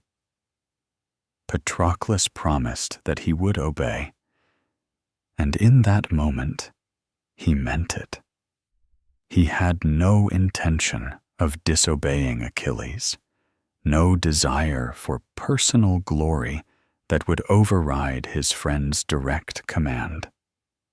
All he wanted was to save the ships, to help his suffering comrades, to ease the guilt that had been building in him for days as he watched men die while he remained idle. They stood together for a moment, these two men who had been everything to each other, who had shaped each other's lives since childhood. Achilles wanted to say something more, wanted to find words for the feeling of dread that gripped him, wanted to make Patroclus understand how precious he was, how irreplaceable. But he was Achilles, son of Peleus and Thetis, the greatest warrior in the world, and such men did not speak of fear or vulnerability. So he said nothing more, just stepped back and watched as Patroclus, wearing his armor, turned and strode toward where the Myrmidons waited. The Myrmidons, seeing their commander's armor, seeing the signal that they were finally returning to battle, raised a cheer that echoed across the Greek camp. They formed up quickly, these disciplined warriors who had been training and waiting for this moment. Patroclus took his place at their head, and with a shout, he led them toward the battle. The effect of their arrival was immediate and dramatic. The Greeks, who had been on the verge of complete collapse, saw what they believed was Achilles leading his Myrmidons into the fight. And new hope surged through their ranks. The Trojans, who had been on the verge of victory, saw that dreaded armor and felt their confidence waver. Could it be? Had Achilles finally returned to battle? Patroclus, caught up in the momentum of the charge, fought with a skill and ferocity that surprised even himself. Perhaps it was the armor, imbued with some residual power from having been worn by the Pyatut of a goddess. Perhaps it was the Myrmidons around him, their discipline and loyalty creating a protective wall. Or perhaps it was simply that Patroclus, fighting now for a clear purpose to save his comrades, found reserves of courage and ability he had not known he possessed. He drove into the Trojan ranks like a storm. The Myrmidons followed him, their spears finding enemy flesh, their shields creating an unbreakable wall. Wherever Patroclus went, Trojans fell or fled. He killed Sarpedon, a son of Zeus and king of the Lycians, one of Troy's most important allies, in single combat that proved he was more than just a man wearing borrowed armor. The death of Sarpedon sent shockwaves through the Trojan forces, and they began to fall back. The Trojans retreated from the ships, exactly as Achilles had wanted. The immediate threat was ended. The Greek fleet was saved. If Patroclus had remembered his promise, if he had heeded Achilles' warning, he would have stopped there. He would have let the Trojans retreat, gathered the Myrmidons, and returned in triumph to report that the mission was accomplished.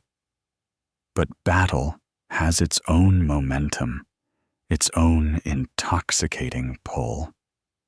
Patroclus, tasting victory, seeing the Trojans in retreat, felt something he had perhaps never fully experienced before.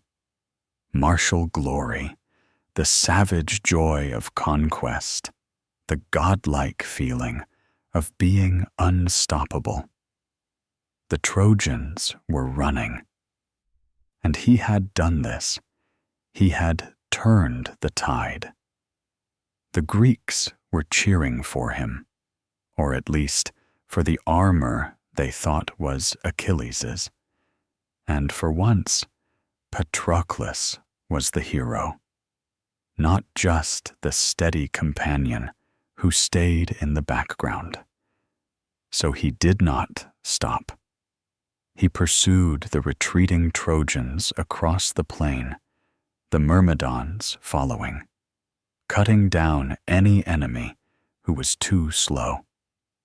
He chased them toward Troy's walls, ignoring Achilles' explicit command, ignoring the growing danger as he moved farther from Greek support and closer to the Trojan city, where reinforcements could emerge at any moment. Apollo, who favored the Trojans, watched this from Olympus and grew alarmed. He could not let this mortal, bold as he was, reach Troy's walls and perhaps break through them. 3 times, Patroclus tried to scale the walls, and 3 times Apollo himself pushed him back.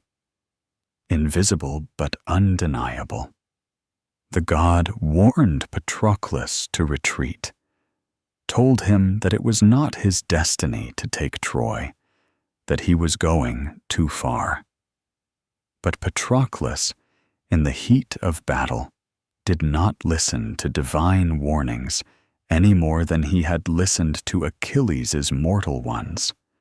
Apollo, angered by this mortal's presumption, decided to intervene more directly. He struck Patroclus from behind, a blow from a god that no mortal armor could withstand. The helmet flew from Patroclus's head, rolling in the dust. The breastplate came loose. The spear shattered in his hands. He stood there, suddenly vulnerable, stunned by the divine blow, defenseless before his enemies. A Trojan warrior named Euphorbus, seeing Patroclus suddenly helpless, threw his spear and struck him in the back. It was a serious wound, but not immediately fatal.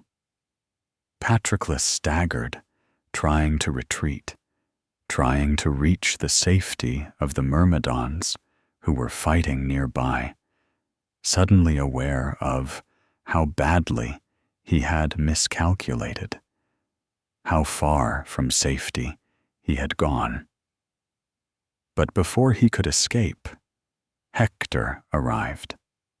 The great Trojan champion saw Patroclus wounded and struggling, saw the fallen armor that he had believed belonged to Achilles, and he realized the truth. This was not Achilles himself, but someone else, someone pretending to be the son of Thetis. Hector drove his spear into Patroclus's belly, a mortal wound, and Patroclus fell to the dust. As he lay dying, Patroclus looked up at Hector and spoke final words that were both prophecy and warning. He told Hector that he should not boast too much of this kill, that Apollo had struck the real blow, and Euphorbus had wounded him before Hector finished him. He warned Hector that his own death was not far off, that Achilles would avenge this killing, that Hector's triumph would be short-lived.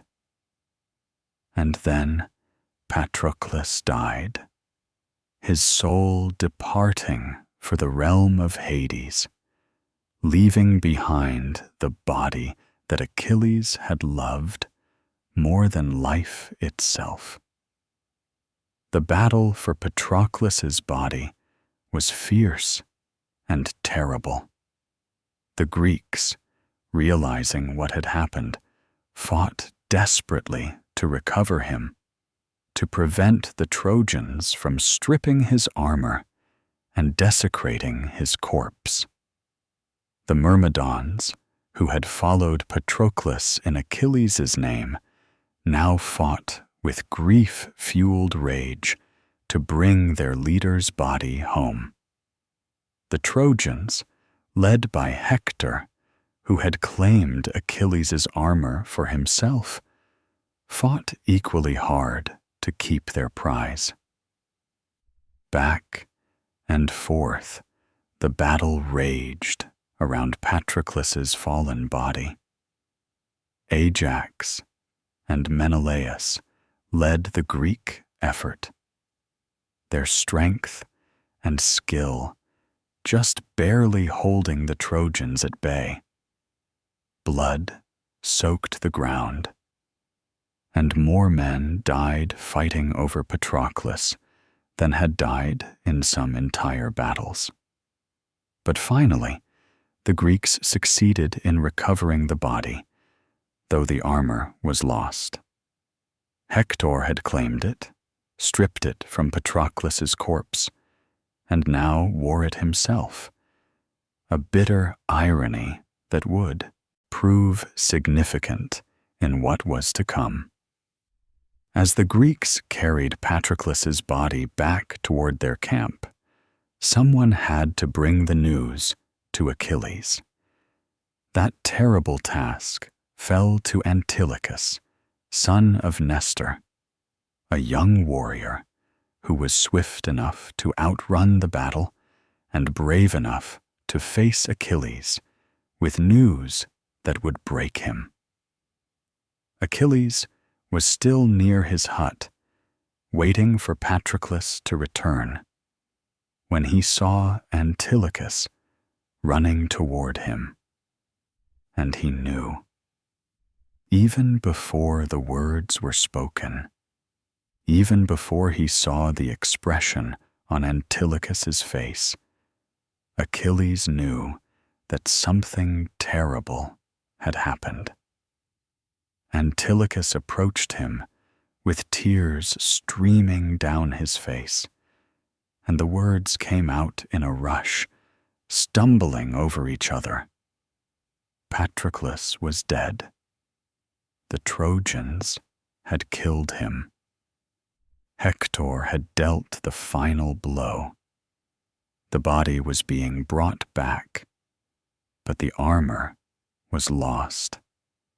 Achilles' reaction was primal, a sound that was barely human.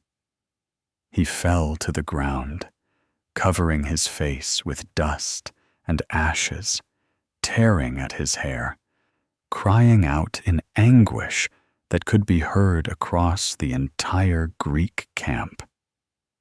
The Myrmidons who heard that cry wept themselves, knowing what Patroclus had meant to their lord. The other Greeks felt a chill run through them, because they understood that something fundamental had just broken in their greatest warrior. Antilochus held on to Achilles' hands, afraid that he might harm himself in his grief, might take his own sword and end his life rather than face a world without Patroclus. Achilles thrashed in the dust like a wounded animal. All his legendary strength and beauty reduced to this raw expression of unbearable pain. The women who had been captured as war prizes and who served in Achilles' household came out at the sound of his cries. And they too wept, for Patroclus had been kind to them, had treated them with gentleness in a world of violence. Thetis, in her home beneath the sea, heard her son's cry of anguish and knew immediately what had happened. She rose from the depths, accompanied by her sister nymphs, and came to comfort her child. She found Achilles still prostrate in the dust, his golden hair dark with ashes, his face a mask of grief. She held him as she had when he was a child, and Achilles told her what had happened, how Patroclus was dead, how he had failed to protect him, how his anger and pride had cost him the person he loved most in all the world.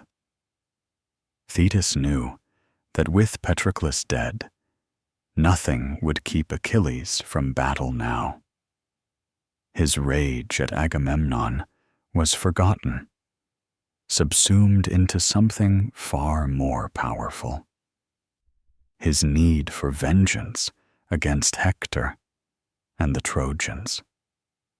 But Thetis also knew the prophecy, knew that if Achilles returned to battle to avenge Patroclus, his own death would follow soon after. She tried to make him understand, tried to warn him that the path of vengeance would lead to his own doom.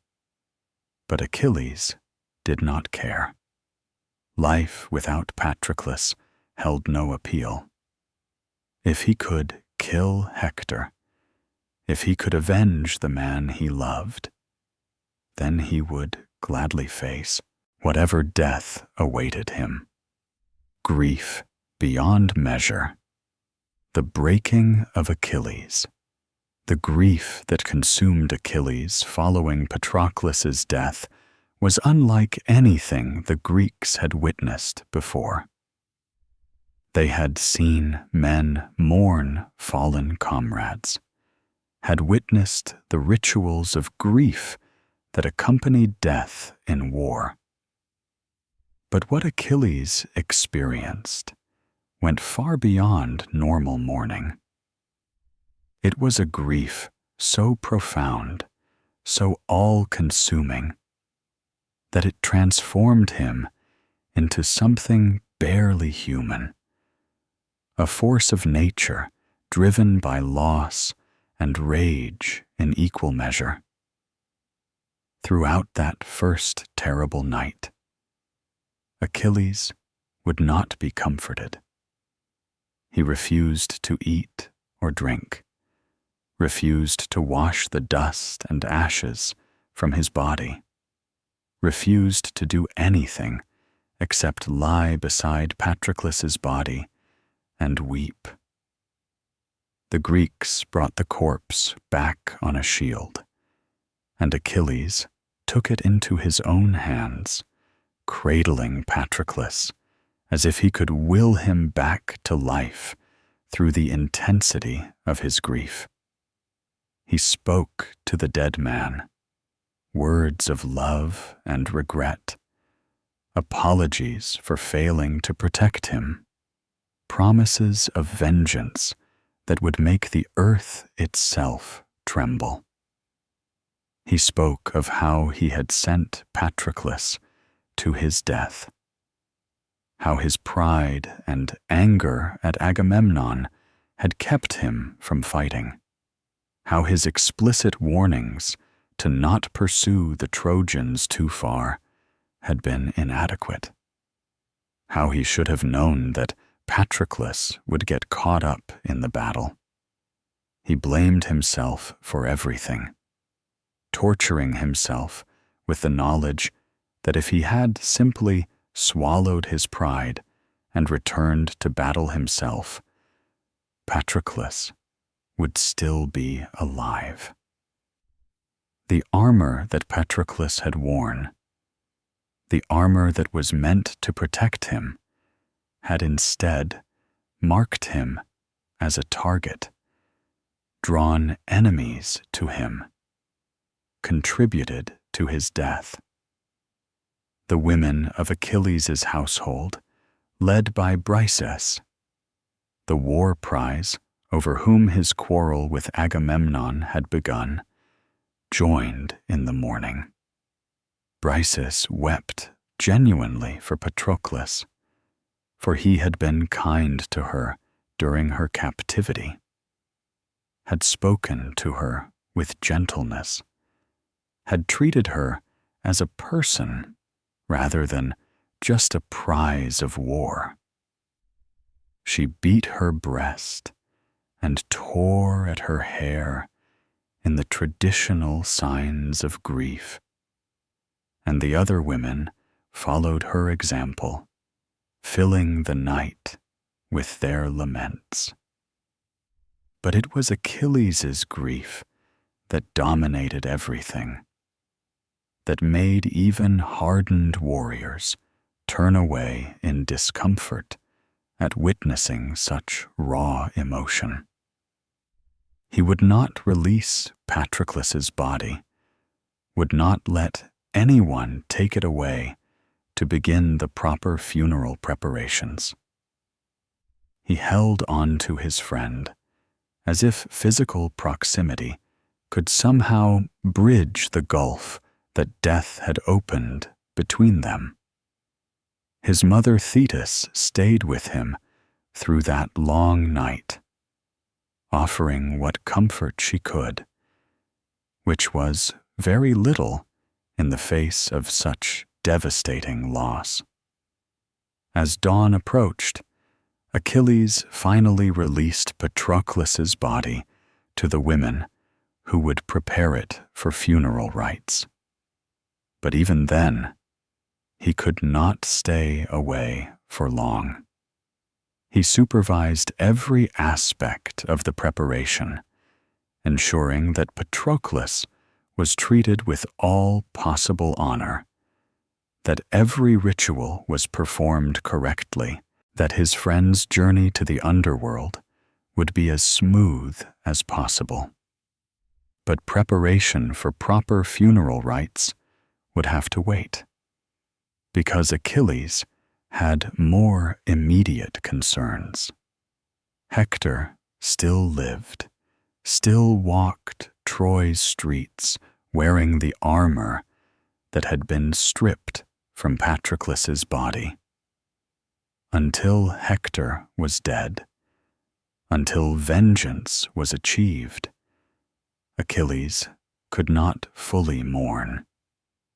His grief transformed into rage, a cold fury that was somehow more terrifying than hot anger would have been. The problem was that Achilles had no armor. His own armor, the armor that Hephaestus had made and that his mother had given him, was now being worn by Hector. He could not fight without proper protection, and there was no armor in the Greek camp that would be adequate for what he intended to do. Thetis understood this, and she made Achilles promise to wait one more day, to not throw himself into battle unprotected. She would go to Olympus, she told him, to the forge of Hephaestus himself, and commission new armor for her son, armor more magnificent than what had been lost. Achilles agreed to wait, but only just barely. Every fiber of his being screamed for action, for violence, for vengeance. The Greeks were still fighting the Trojans for control of the battlefield where Patroclus had fallen, and Achilles could hear the sounds of combat even from where he stood beside his friend's body. His myrmidons looked to him for orders, expecting that he would lead them back into battle immediately.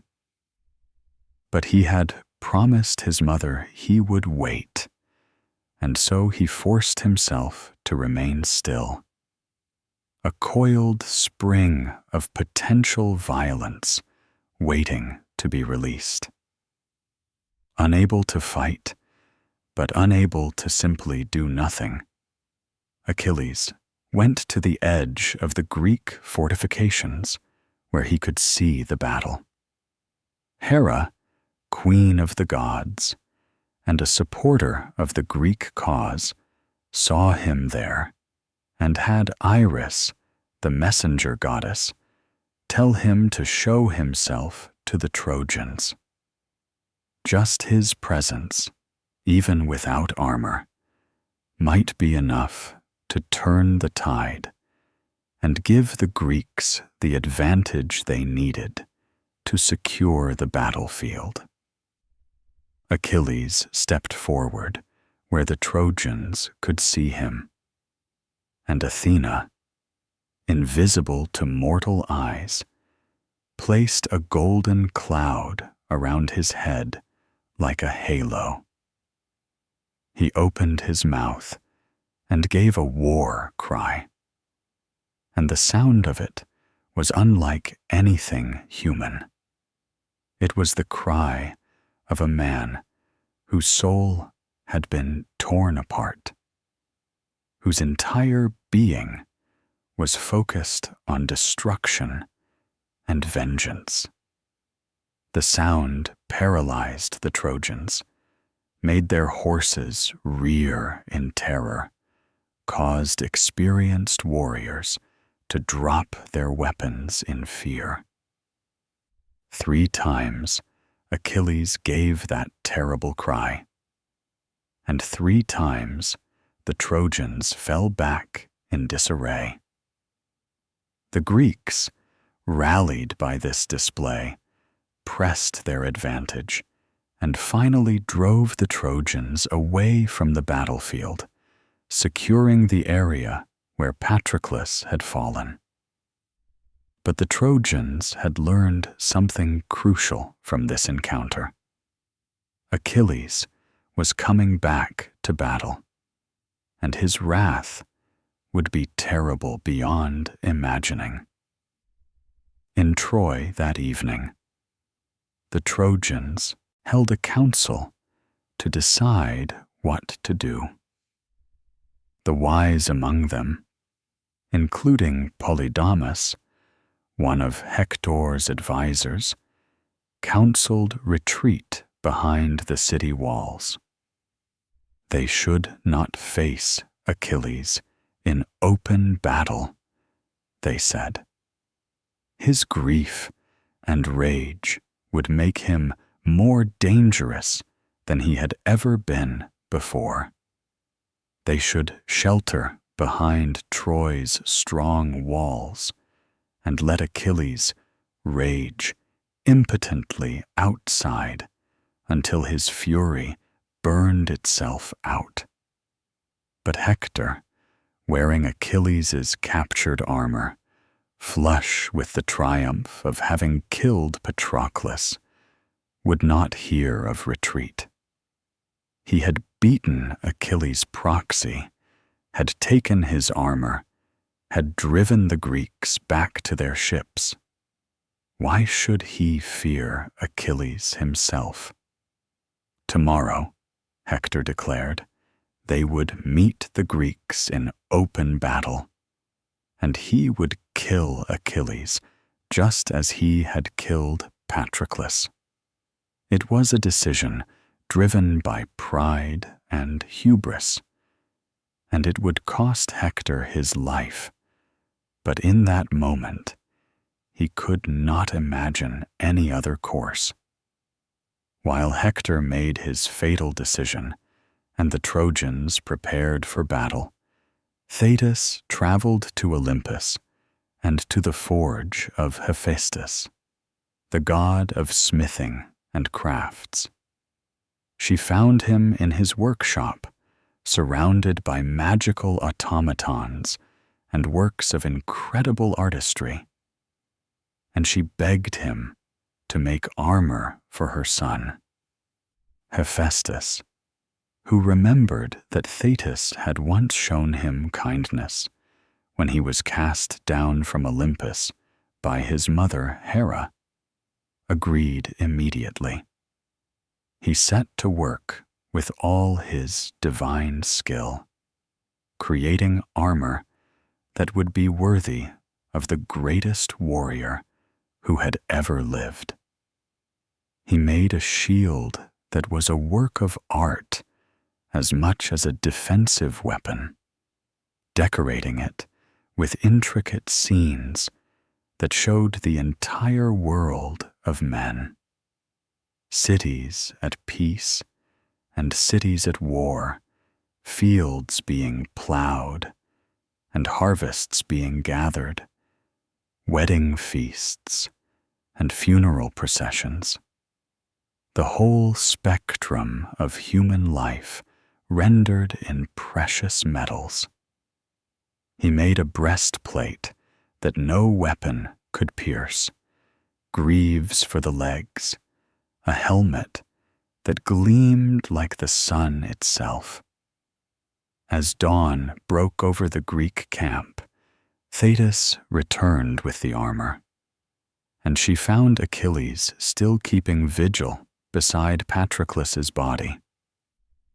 She laid the divine armor before her son, and it shone with such brilliance that the Myrmidons who witnessed it had to shield their eyes. But Achilles looked at it and felt only one thing: eagerness to put it on and go kill Hector. First, though, there was one more thing that needed to be done. The quarrel with Agamemnon, which had started this whole tragic sequence of events, needed to be formally ended. Achilles could not lead the Greeks into battle while still publicly refusing to acknowledge Agamemnon's authority. His mother urged him to make peace, and Achilles, who no longer cared about pride or honor in the abstract sense, agreed. An assembly of all the Greeks was called, and Achilles and Agamemnon faced each other before their army. Achilles spoke first, and his words were blunt.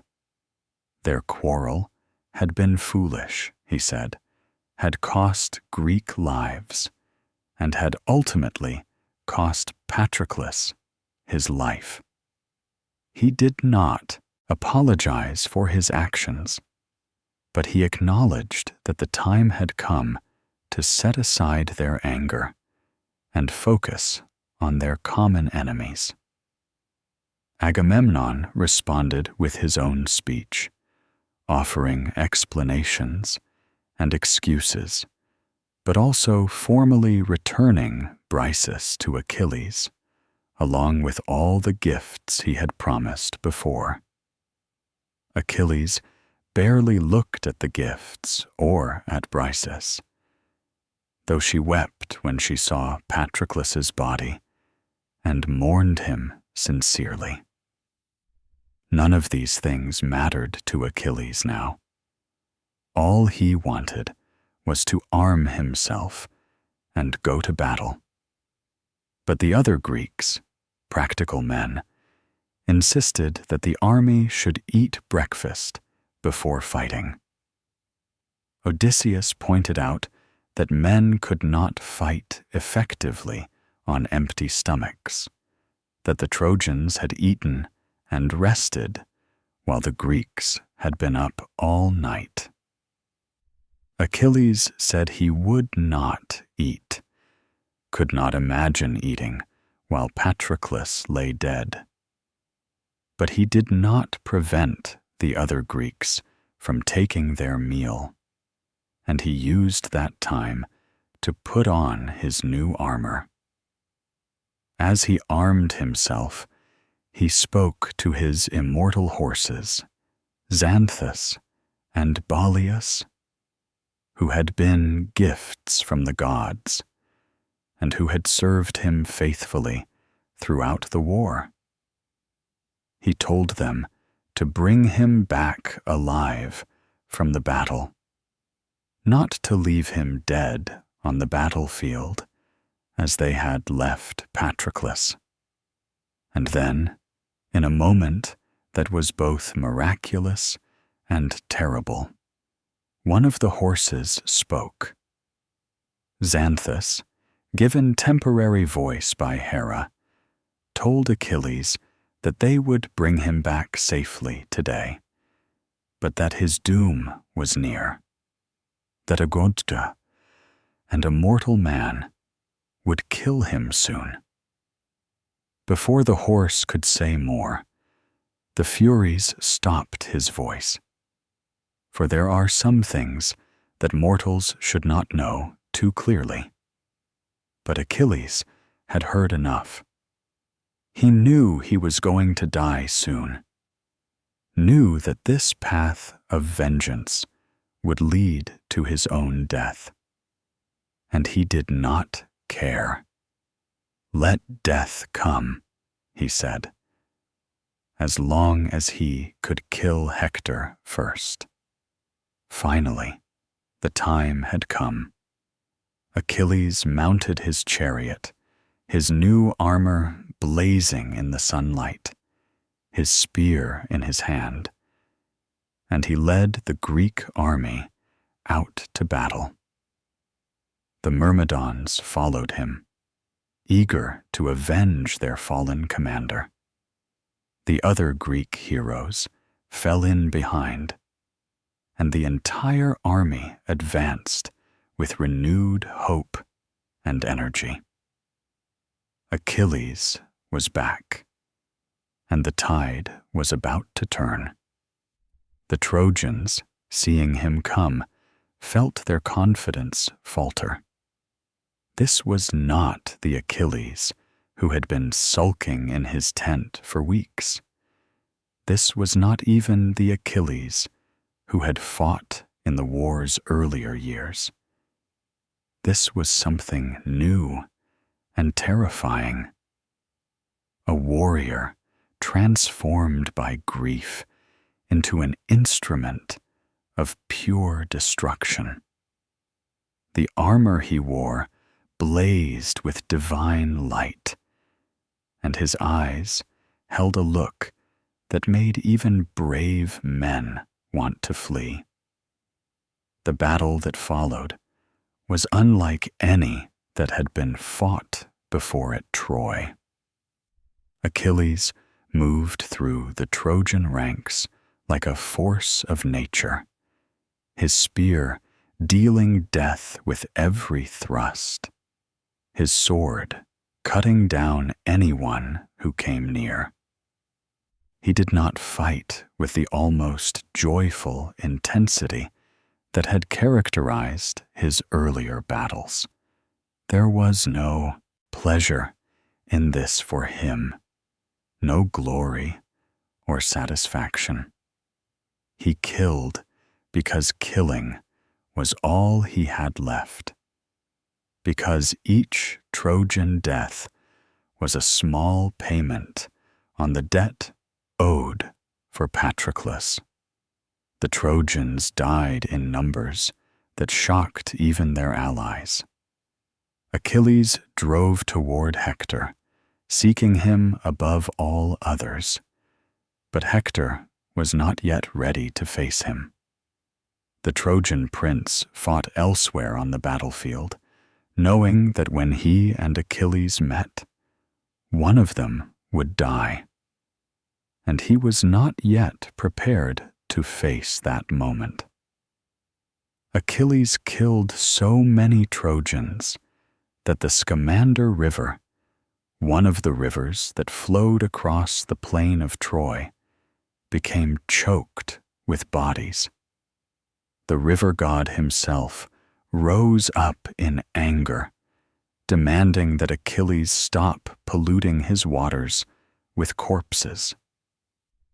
When Achilles ignored him, the river tried to drown him, sending massive waves that would have killed any ordinary man.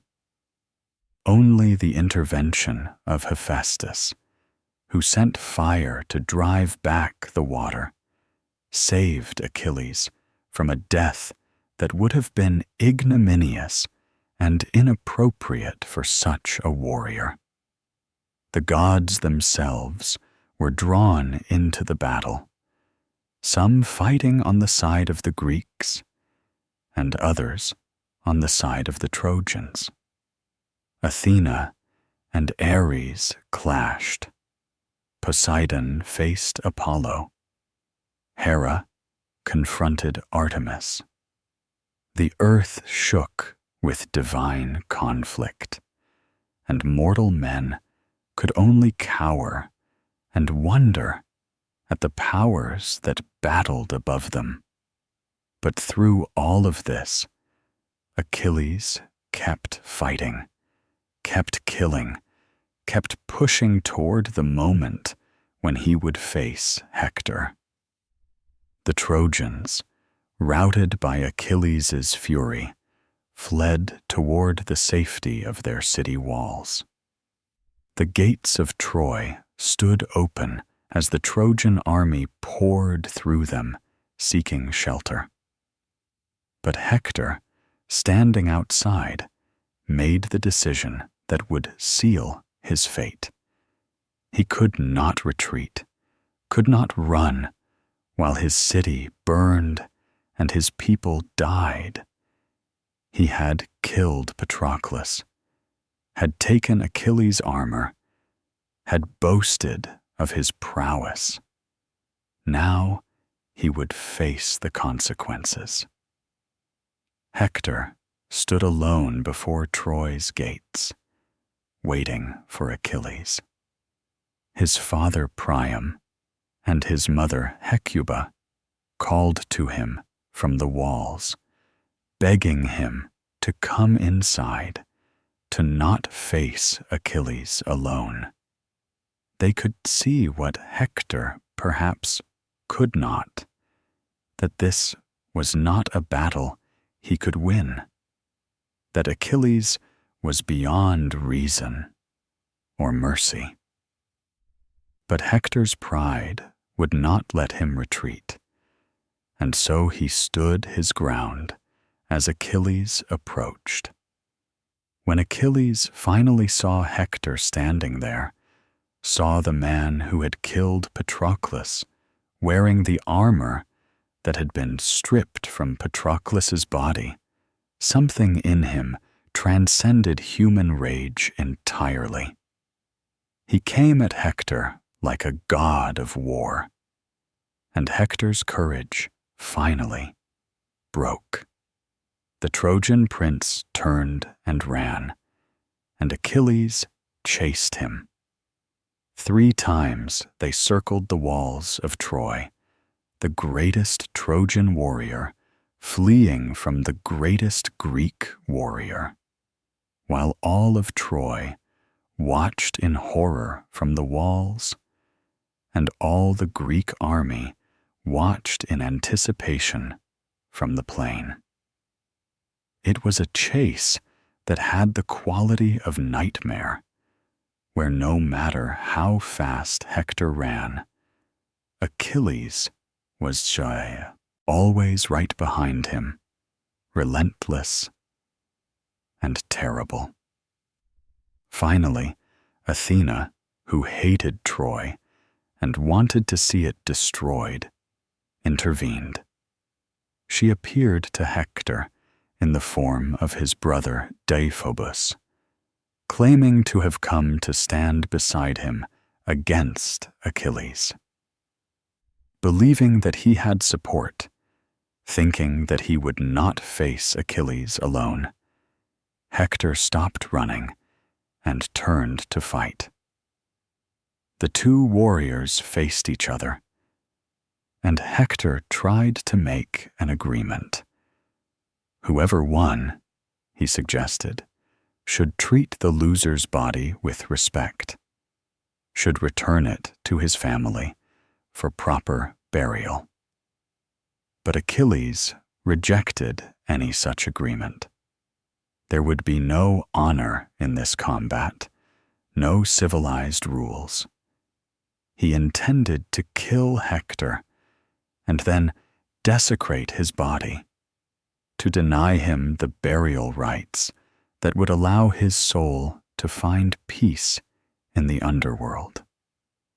Lions do not make agreements with men, Achilles said, and wolves and lambs have no common ground. They fought, and it was over quickly. Hector threw his spear, and it bounced off Achilles' divine shield. He turned to ask Deiphobus for another spear, only to find that his brother was not really there, that he had been tricked by a goddess and now faced Achilles alone and unarmed. In that moment, Hector knew he was going to die. He drew his sword and charged at Achilles, determined to die fighting. Achilles studied the man before him, looking for a weakness, and he saw it. Hector was wearing Achilles' own armor that Achilles knew intimately. He knew where the gaps were, where a well-placed spear could penetrate. He drove his spear into Hector's throat, at the collarbone, and Hector fell. As he lay dying, Hector made a final plea. He begged Achilles to accept ransom for his body, to let his father Priam pay whatever price Achilles demanded, to allow him proper burial. But Achilles, standing over the man who had killed Patroclus, felt no mercy. He told Hector that he wished his rage was great enough to hack Hector's body apart and eat it raw. No ransom would be accepted. Dogs and birds would feast on Hector's corpse. Hector died with a prophecy on his lips, warning Achilles that Paris and Apollo would kill him at the Scaean gates of Troy. And then the greatest warrior of Troy was dead, killed by the greatest warrior of Greece, and the prophecies that governed them both continued to unfold toward their inevitable conclusions. But Achilles' rage was not satisfied by Hector's death. He stripped the armor from Hector's body, his own armor that Hector had been wearing, and then he did something that horrified even his own allies. He pierced Hector's ankles and passed leather straps through them, tied those straps to his chariot, and dragged Hector's body through the dust behind his chariot, back to the Greek camp, while Hector's parents and wife watched in anguish from Troy's walls. For 11 days, Achilles kept Hector's body unburied, continuing to desecrate it. Each morning, he would drag it around Patroclus's funeral pyre, adding insult to injury, trying to assuage a grief that could not be assuaged.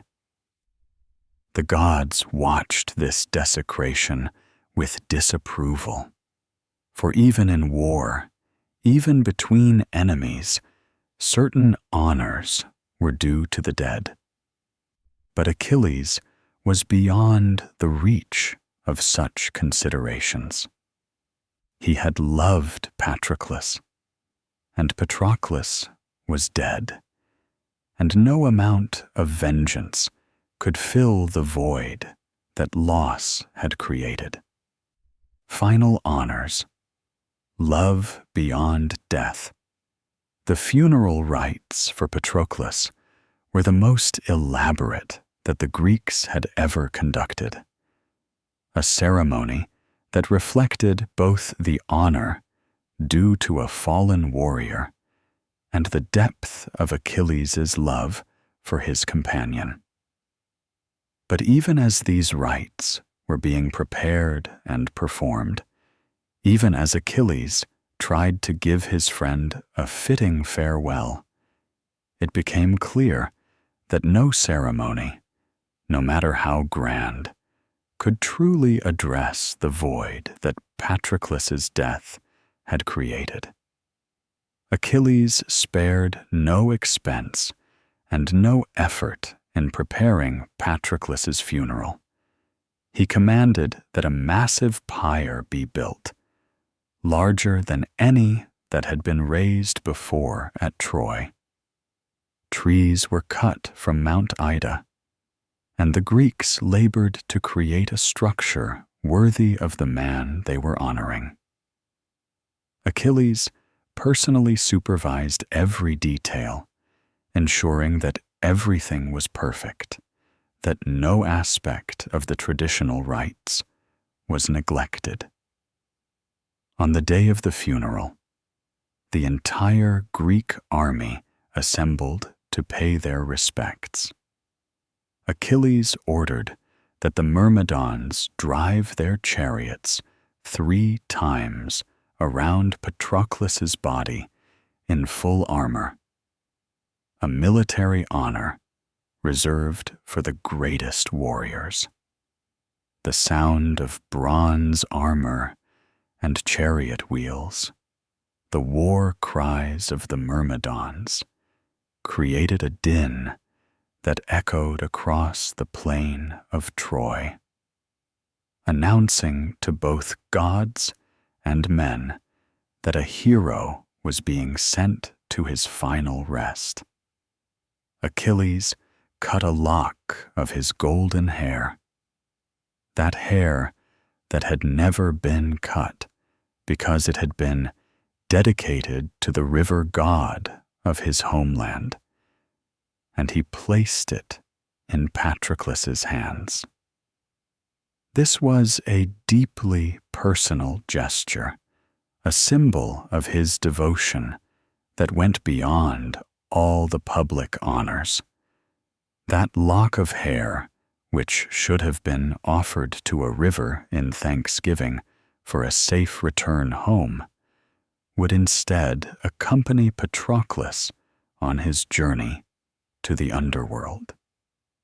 Sacrifices were made in numbers that shocked even those accustomed to Greek funeral customs. Sheep and cattle were slaughtered, their blood poured over the pyre as offerings to the dead. Jars of honey and oil were placed around the body, traditional gifts for the deceased. But Achilles went further, driven by grief to excess. He killed 12 Trojan prisoners, young men he had captured specifically for this purpose, and threw their bodies onto the pyre. It was a dark deed, a violation of the codes that normally governed even the brutal world of ancient warfare. But no one dared challenge Achilles in his grief. The Greeks brought their own offerings as well, each man laying some gift on the pyre or near it. Weapons were placed there, armor and shields, beautiful things that Patroclus could use in the afterlife, or that simply demonstrated the respect in which he had been held. Even men who had barely known Patroclus personally brought offerings, for they understood that in honoring him, they honored the ideal of companionship and loyalty that he represented. When everything was ready, Achilles called upon the winds to come and light the pyre. He prayed to Boreas and Zephyrus, the north wind and the west wind, promising them sacrifices if they would come and make the fire burn hot and bright. The gods heard his prayer, and the winds came, fanning the flames until the pyre became an inferno that could be seen from Troy's walls and from the ships far down the beach. All night the fire burned, and all night Achilles stood beside it, watching, refusing to leave even for a moment. He poured libations of wine into the flames, calling Patroclus's name, speaking to him as if he could still hear. Other Greeks came to comfort him, to stand vigil with him. But Achilles barely acknowledged their presence. His entire focus was on that fire, on the body being consumed by the flames, on the physical form of the man he loved being reduced to ash and bone. As dawn approached and the fire finally began to die down, Achilles fell into an exhausted sleep right there beside the pyre, and in his sleep Patroclus came to him. The ghost of his friend appeared, looking exactly as he had in life, and he spoke to Achilles in words of both comfort and urgency. Patroclus's shade told Achilles that he could not cross the river Styx, could not enter the underworld proper, until his body was properly buried and the funeral rites were completed.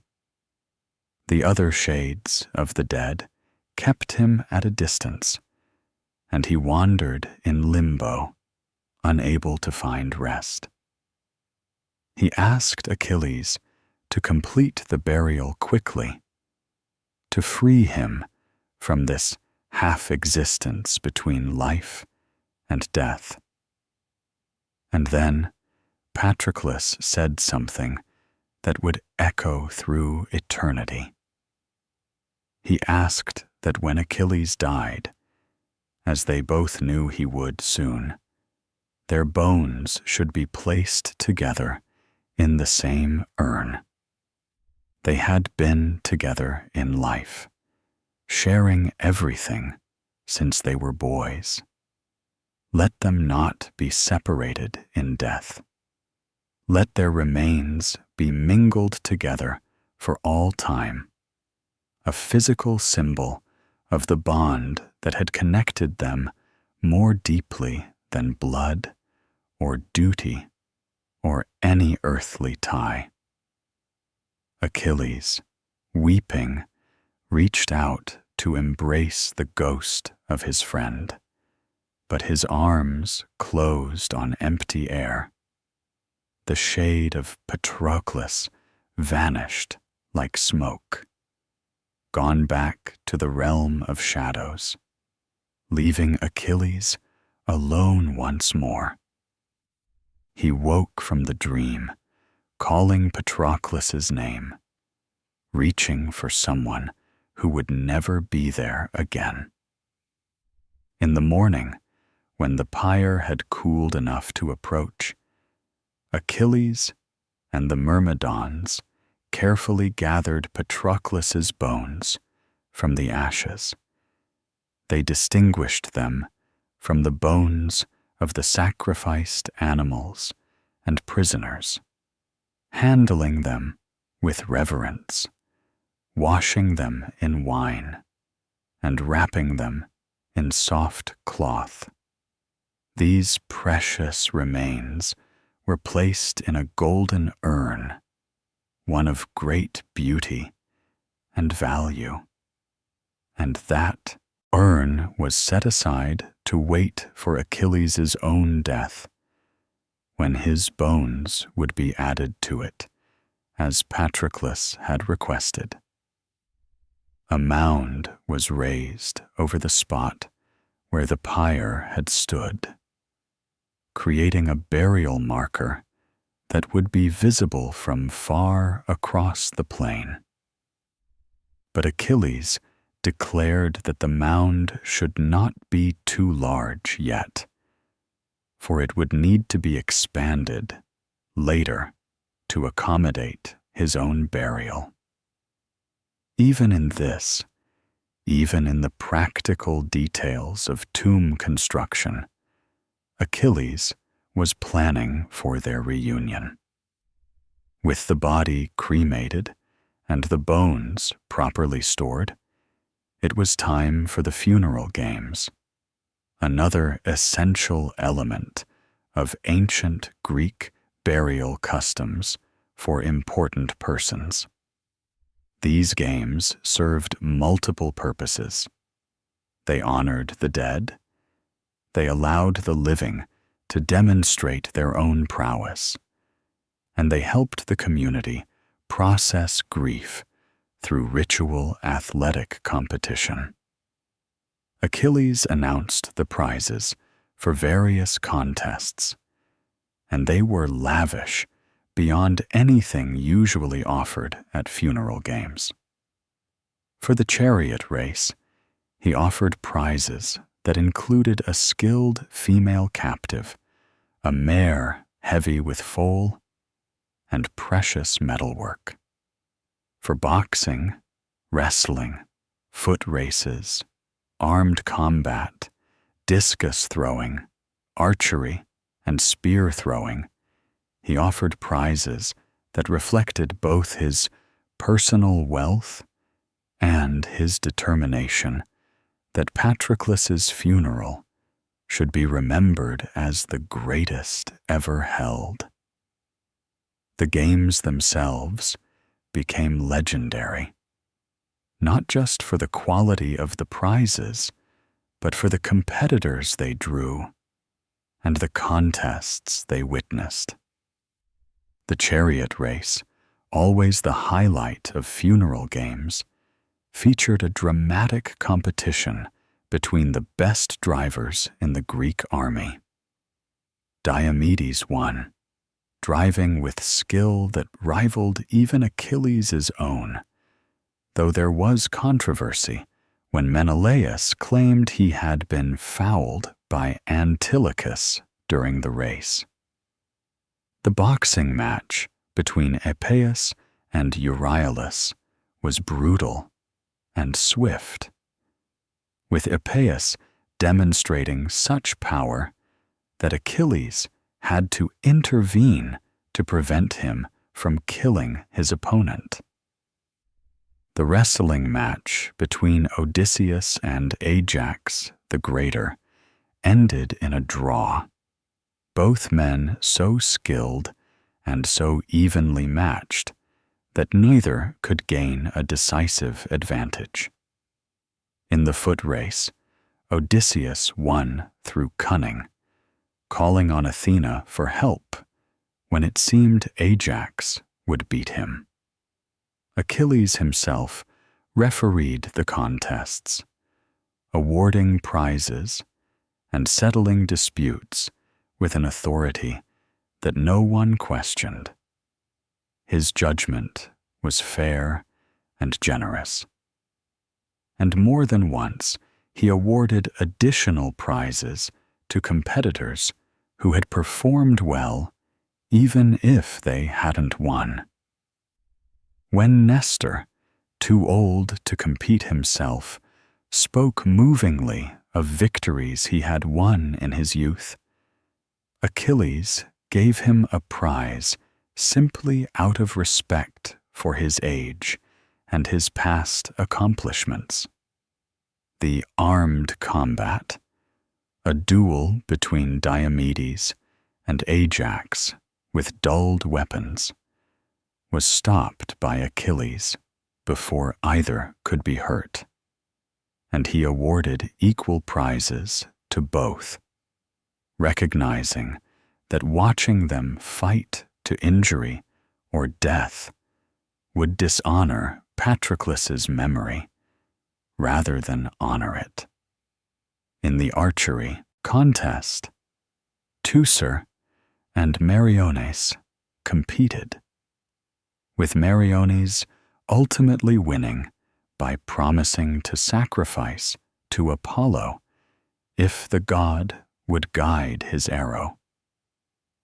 The games lasted all day, providing a spectacle that gave the Greeks something to focus on besides their grief and the ongoing war. For those hours, the constant threat of Trojan attack seemed distant, and the gathered warriors could remember what it meant to compete in honorable sport rather than deadly combat. It was a brief respite, a moment of relative normalcy in a world that had been consumed by war for 10 long years. But for Achilles, the games were bittersweet. He presided over them because custom demanded it, because honoring Patroclus required it. But his heart was not in the celebration. Every moment reminded him of Patroclus's absence, of how his friend should have been there beside him, watching the games, offering commentary on the competitors, sharing in the whole experience. The games, for all their grandeur, only emphasized how empty Achilles' life had become. As the sun set on the day of the games and the Greeks dispersed to their camps, Achilles was left alone once more. The formal rituals were complete. The body had been burned. The bones had been stored. The games had been held. By all traditional measures, Patroclus had been given the honor he deserved, and Achilles could now move forward. But Achilles could not move forward. He could not accept that this was the end, that Patroclus was truly gone, that he would spend however many days he had left in this life without the person who had made that life meaningful. For 11 more days, Achilles continued to drag Hector's body around Patroclus's tomb each morning, a ritual desecration that accomplished nothing except to demonstrate the depth of his pain. The gods watched with increasing concern. Apollo protected Hector's body from actual decay, preventing it from being torn apart by the dragging, but even divine intervention could not make this situation right. A hero's body was being dishonored, and this could not be allowed to continue indefinitely. Finally, Zeus himself intervened. He sent Iris to summon Thetis to Olympus, and he instructed her to tell Achilles that the gods were angry with his treatment of Hector's corpse. Achilles must accept ransom and return the body to Priam for proper burial.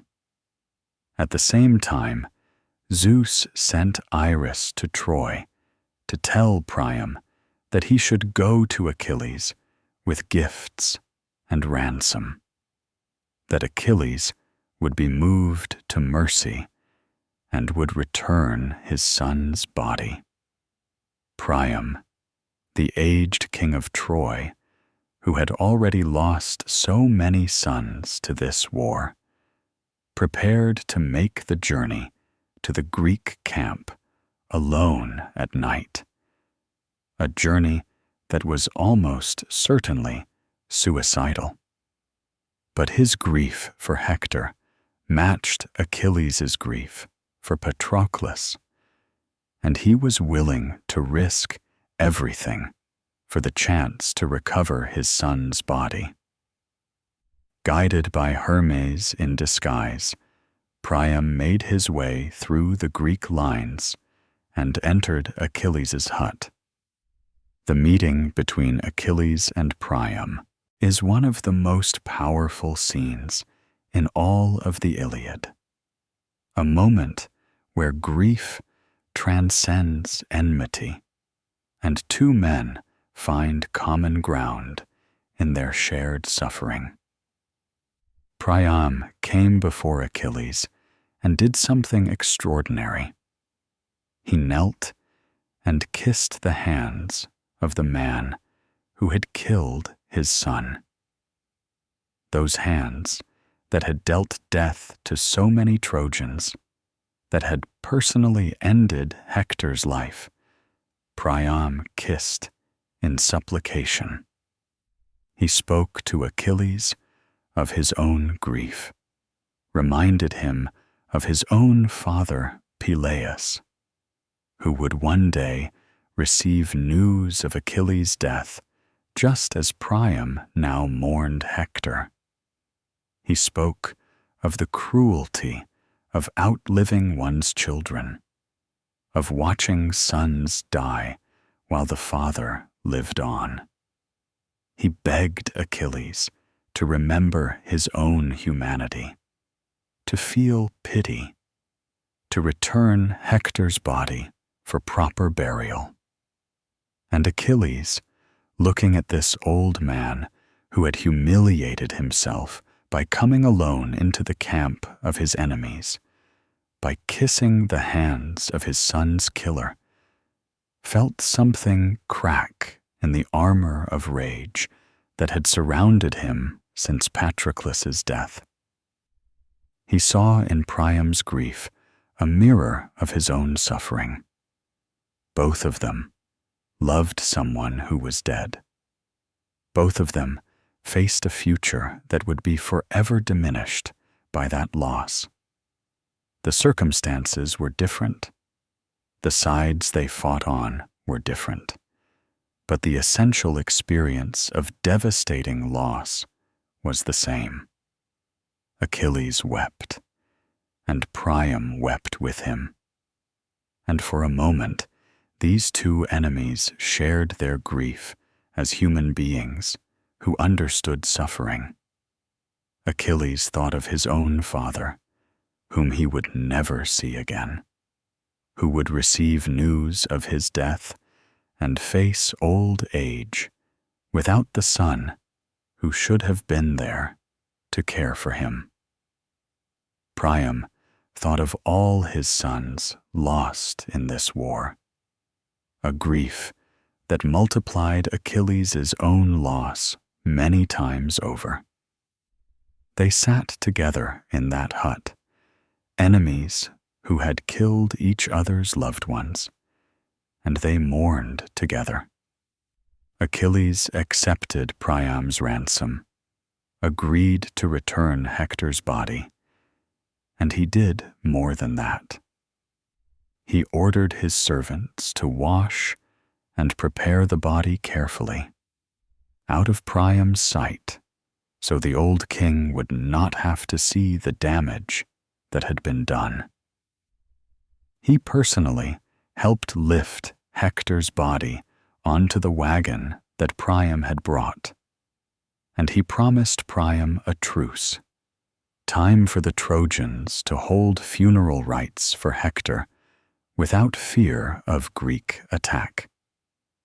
They shared a meal together, these two enemies, and they looked at each other with something approaching understanding. Priam saw in Achilles a man destroyed by love and grief, capable of terrible cruelty, but also of mercy. Achilles saw in Priam the nobility of a father's love, a reminder that the Trojans he killed were not just enemies, but people with families who would mourn them. For that one night, in that quiet hut, the war seemed distant, and the common humanity they shared more important than the battle lines that divided them. Priam slept in Achilles' hut that night, protected by the promise of safe passage. In the morning, guided once more by Hermes, he returned to Troy with Hector's body. The Trojans mourned their greatest champion with all the honor his status deserved, and Achilles kept his promise of a truce, allowing them to conduct the funeral rites without interruption. But the truce could not last forever. After the days of mourning for Hector were complete, the war would resume. And Achilles knew, as surely as he knew his own name, that his time was running short. The prophecy that had hung over him since childhood was approaching its fulfillment. He had chosen glory over long life, had chosen Troy over Phthia, and now he would pay the price that choice demanded. The sources that continue beyond the Iliad tell us that Achilles fought on, achieving more victories, killing more enemies. He slew Memnon, an Ethiopian king who came to Troy's aid, a warrior so mighty that some said he was Achilles' equal. He killed Penthesilea, queen of the Amazons, and legend says that he fell in love with her in the moment of her death, too late for anything except regret. His rage never fully left him, but it was mixed now with something else, a weariness, a recognition that all the glory in the world could not fill the void that Patroclus had left. And then came the day that Thetis had always feared, the day when Achilles faced his destiny. He was fighting near the Scaean gates of Troy, exactly where the dying Hector had prophesied, when Paris took aim with his bow. Apollo, who had always favored the Trojans, guided the arrow to the one vulnerable spot on Achilles' body, his heel where his mother had held him when she dipped him in the river Styx, trying to make him immortal. The arrow struck true, and Achilles fell. The greatest warrior who had ever lived was brought down by a wound that would have been minor to anyone else, but which in his case proved fatal because of his unique vulnerability. There was a fierce battle over his body, with Ajax and Odysseus fighting desperately to prevent the Trojans from claiming it, just as Greeks had fought over Patroclus's body not long before.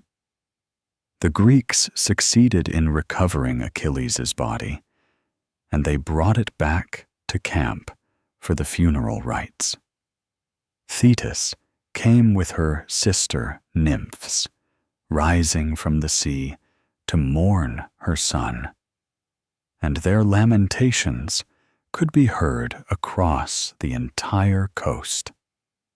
The Greeks held funeral games for Achilles that rivaled those they had held for Patroclus, honoring the man who had been their greatest warrior and acknowledging the loss that his death represented.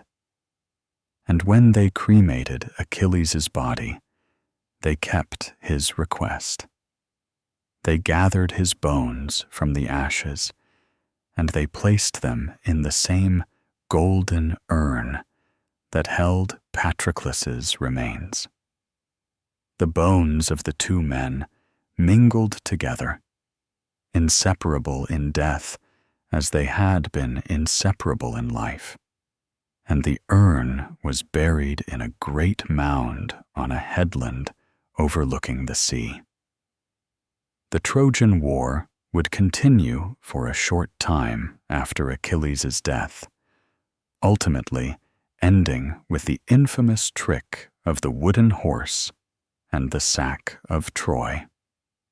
But the war's greatest hero would not see that final victory.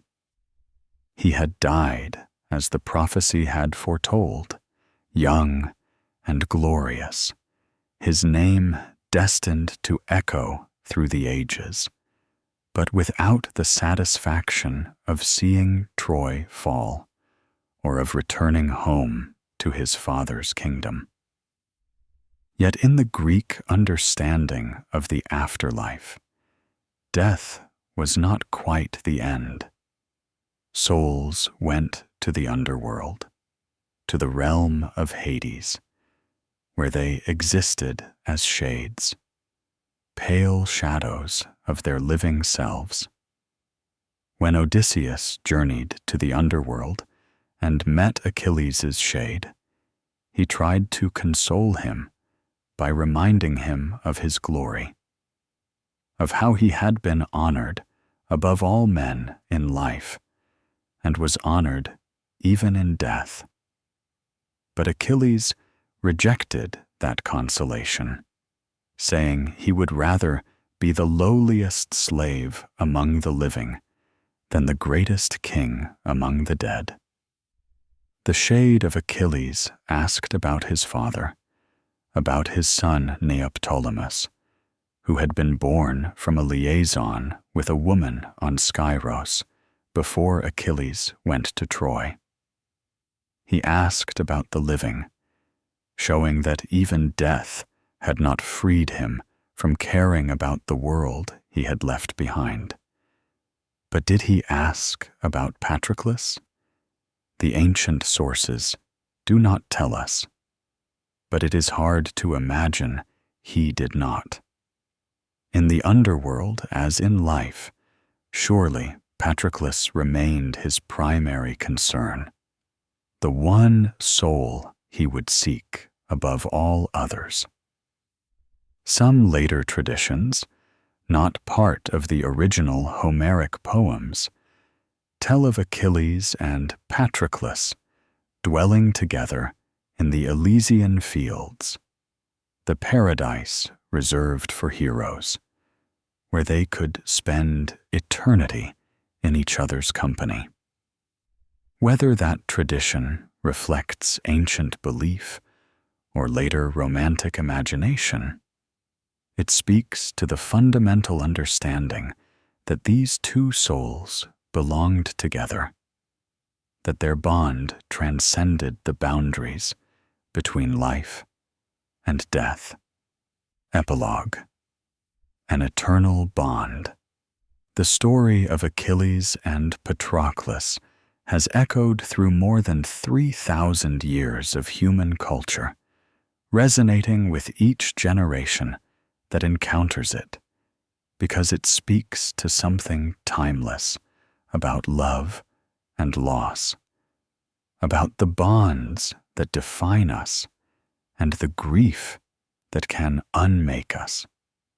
Their relationship, preserved in the verses of Homer and elaborated by countless later authors and artists, has become one of the most recognizable and compelling narratives of devotion that Western culture possesses.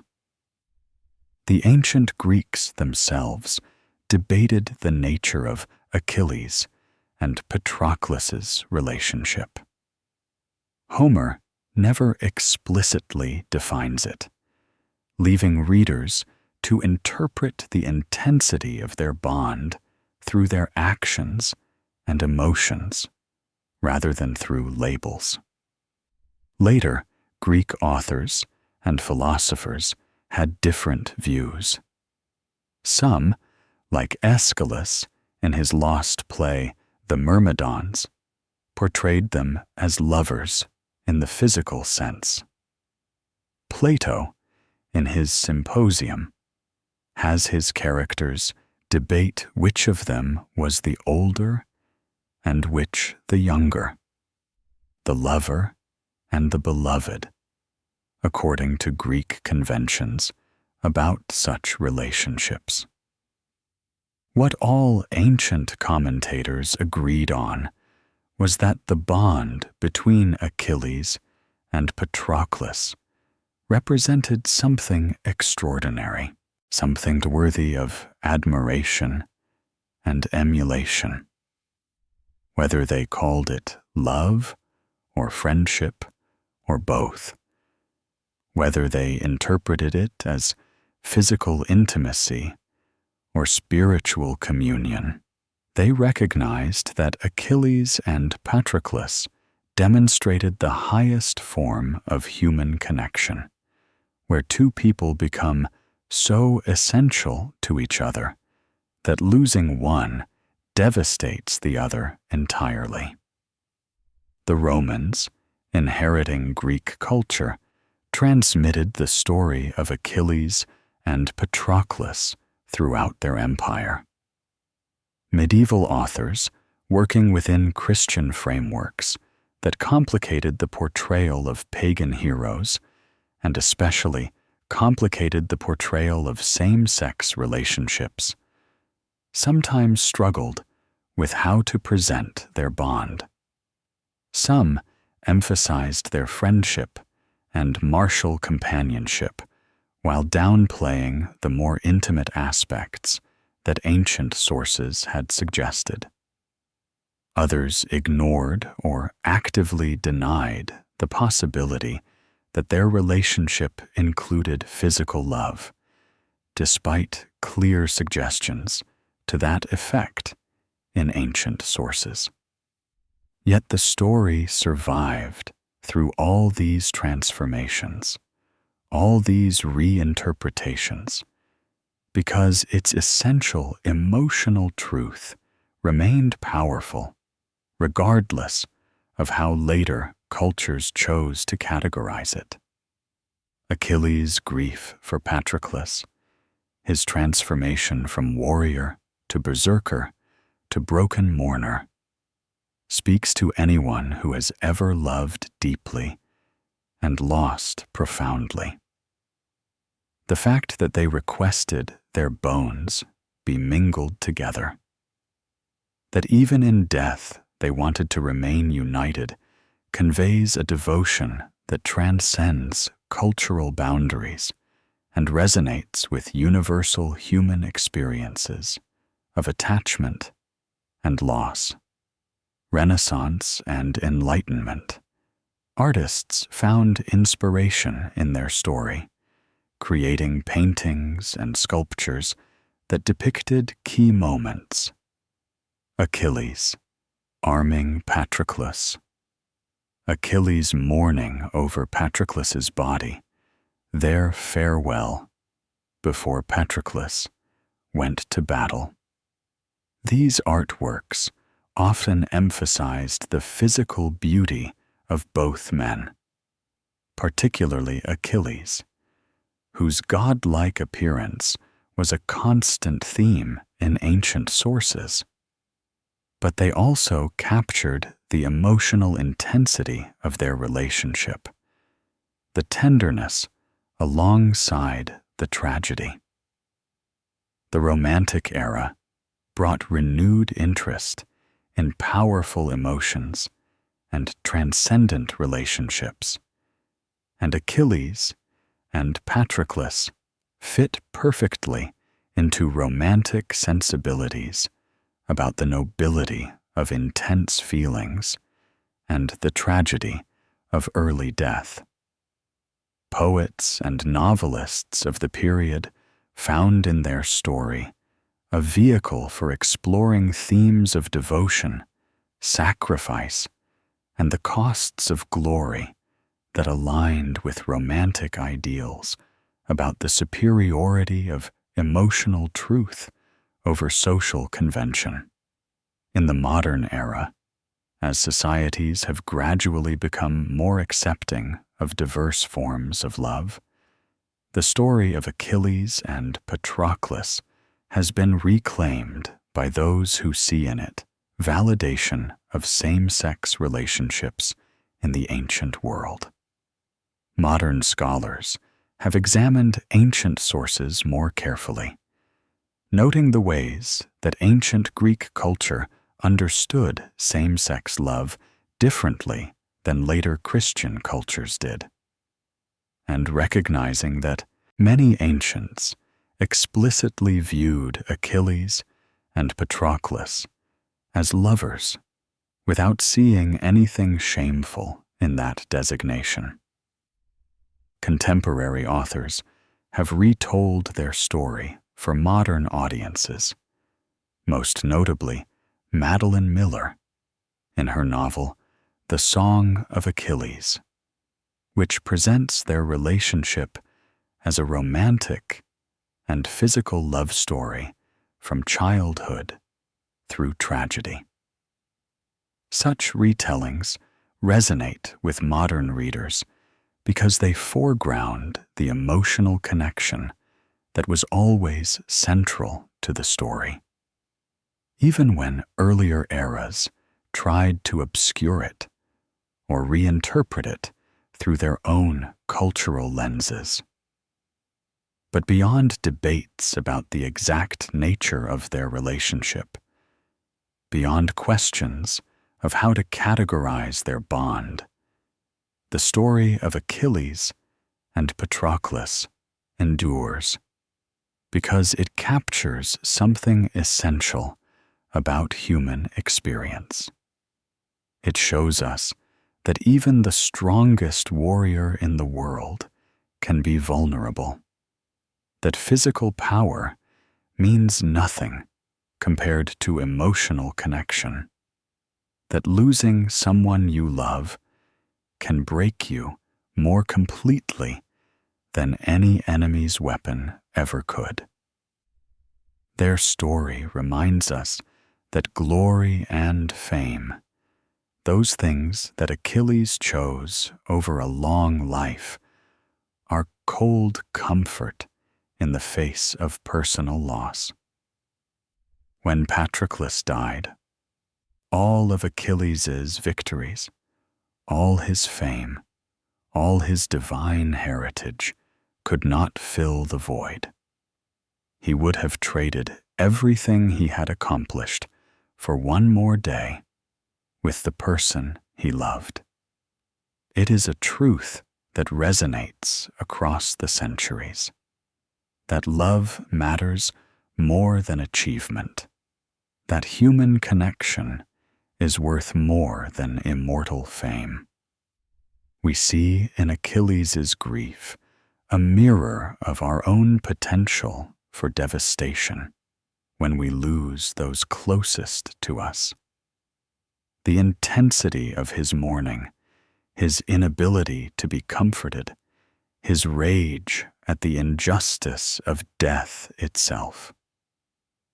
These are all recognizable human responses scaled up to heroic proportions.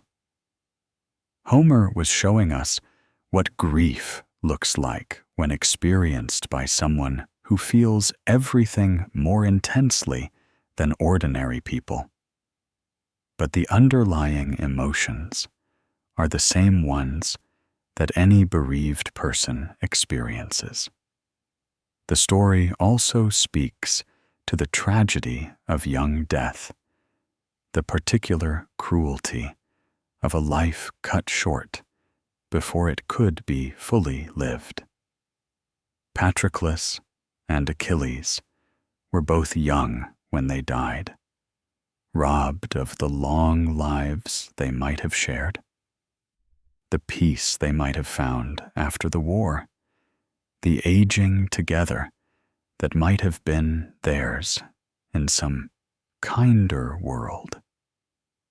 Their youth makes their story even more poignant, a reminder that war, fame, and glory come with costs that young people often cannot fully appreciate until it is too late. Yet there is also something beautiful in their story, something almost comforting in the knowledge that their bones lie together, that they were not separated even in death.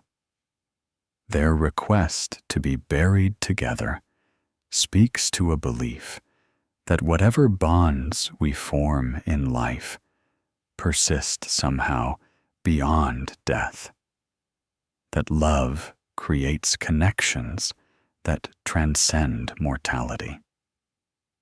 Whether we interpret this literally or metaphorically, it provides a kind of consolation for the tragedy, a suggestion that love, though it cannot prevent death, can in some sense survive it.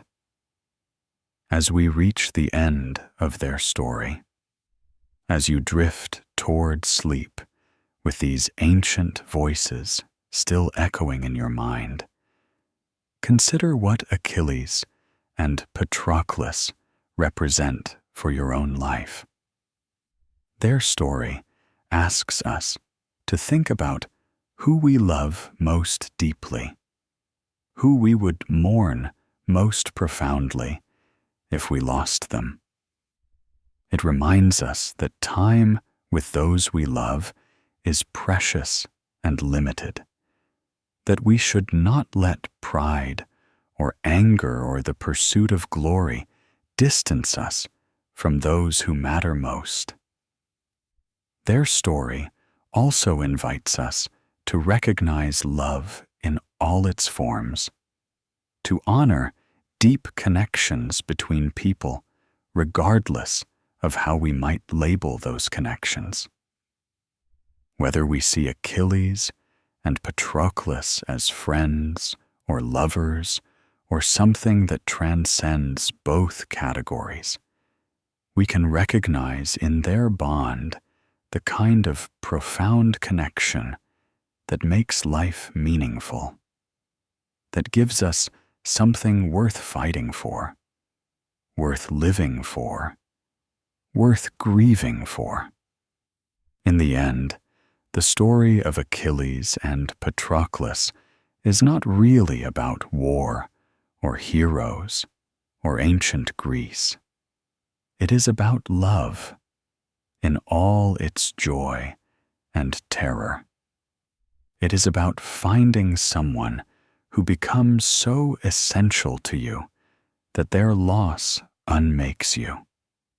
It is about devotion that transcends death, about bonds that define who we are, about the truth that our connections to others matter more than any individual achievement or glory.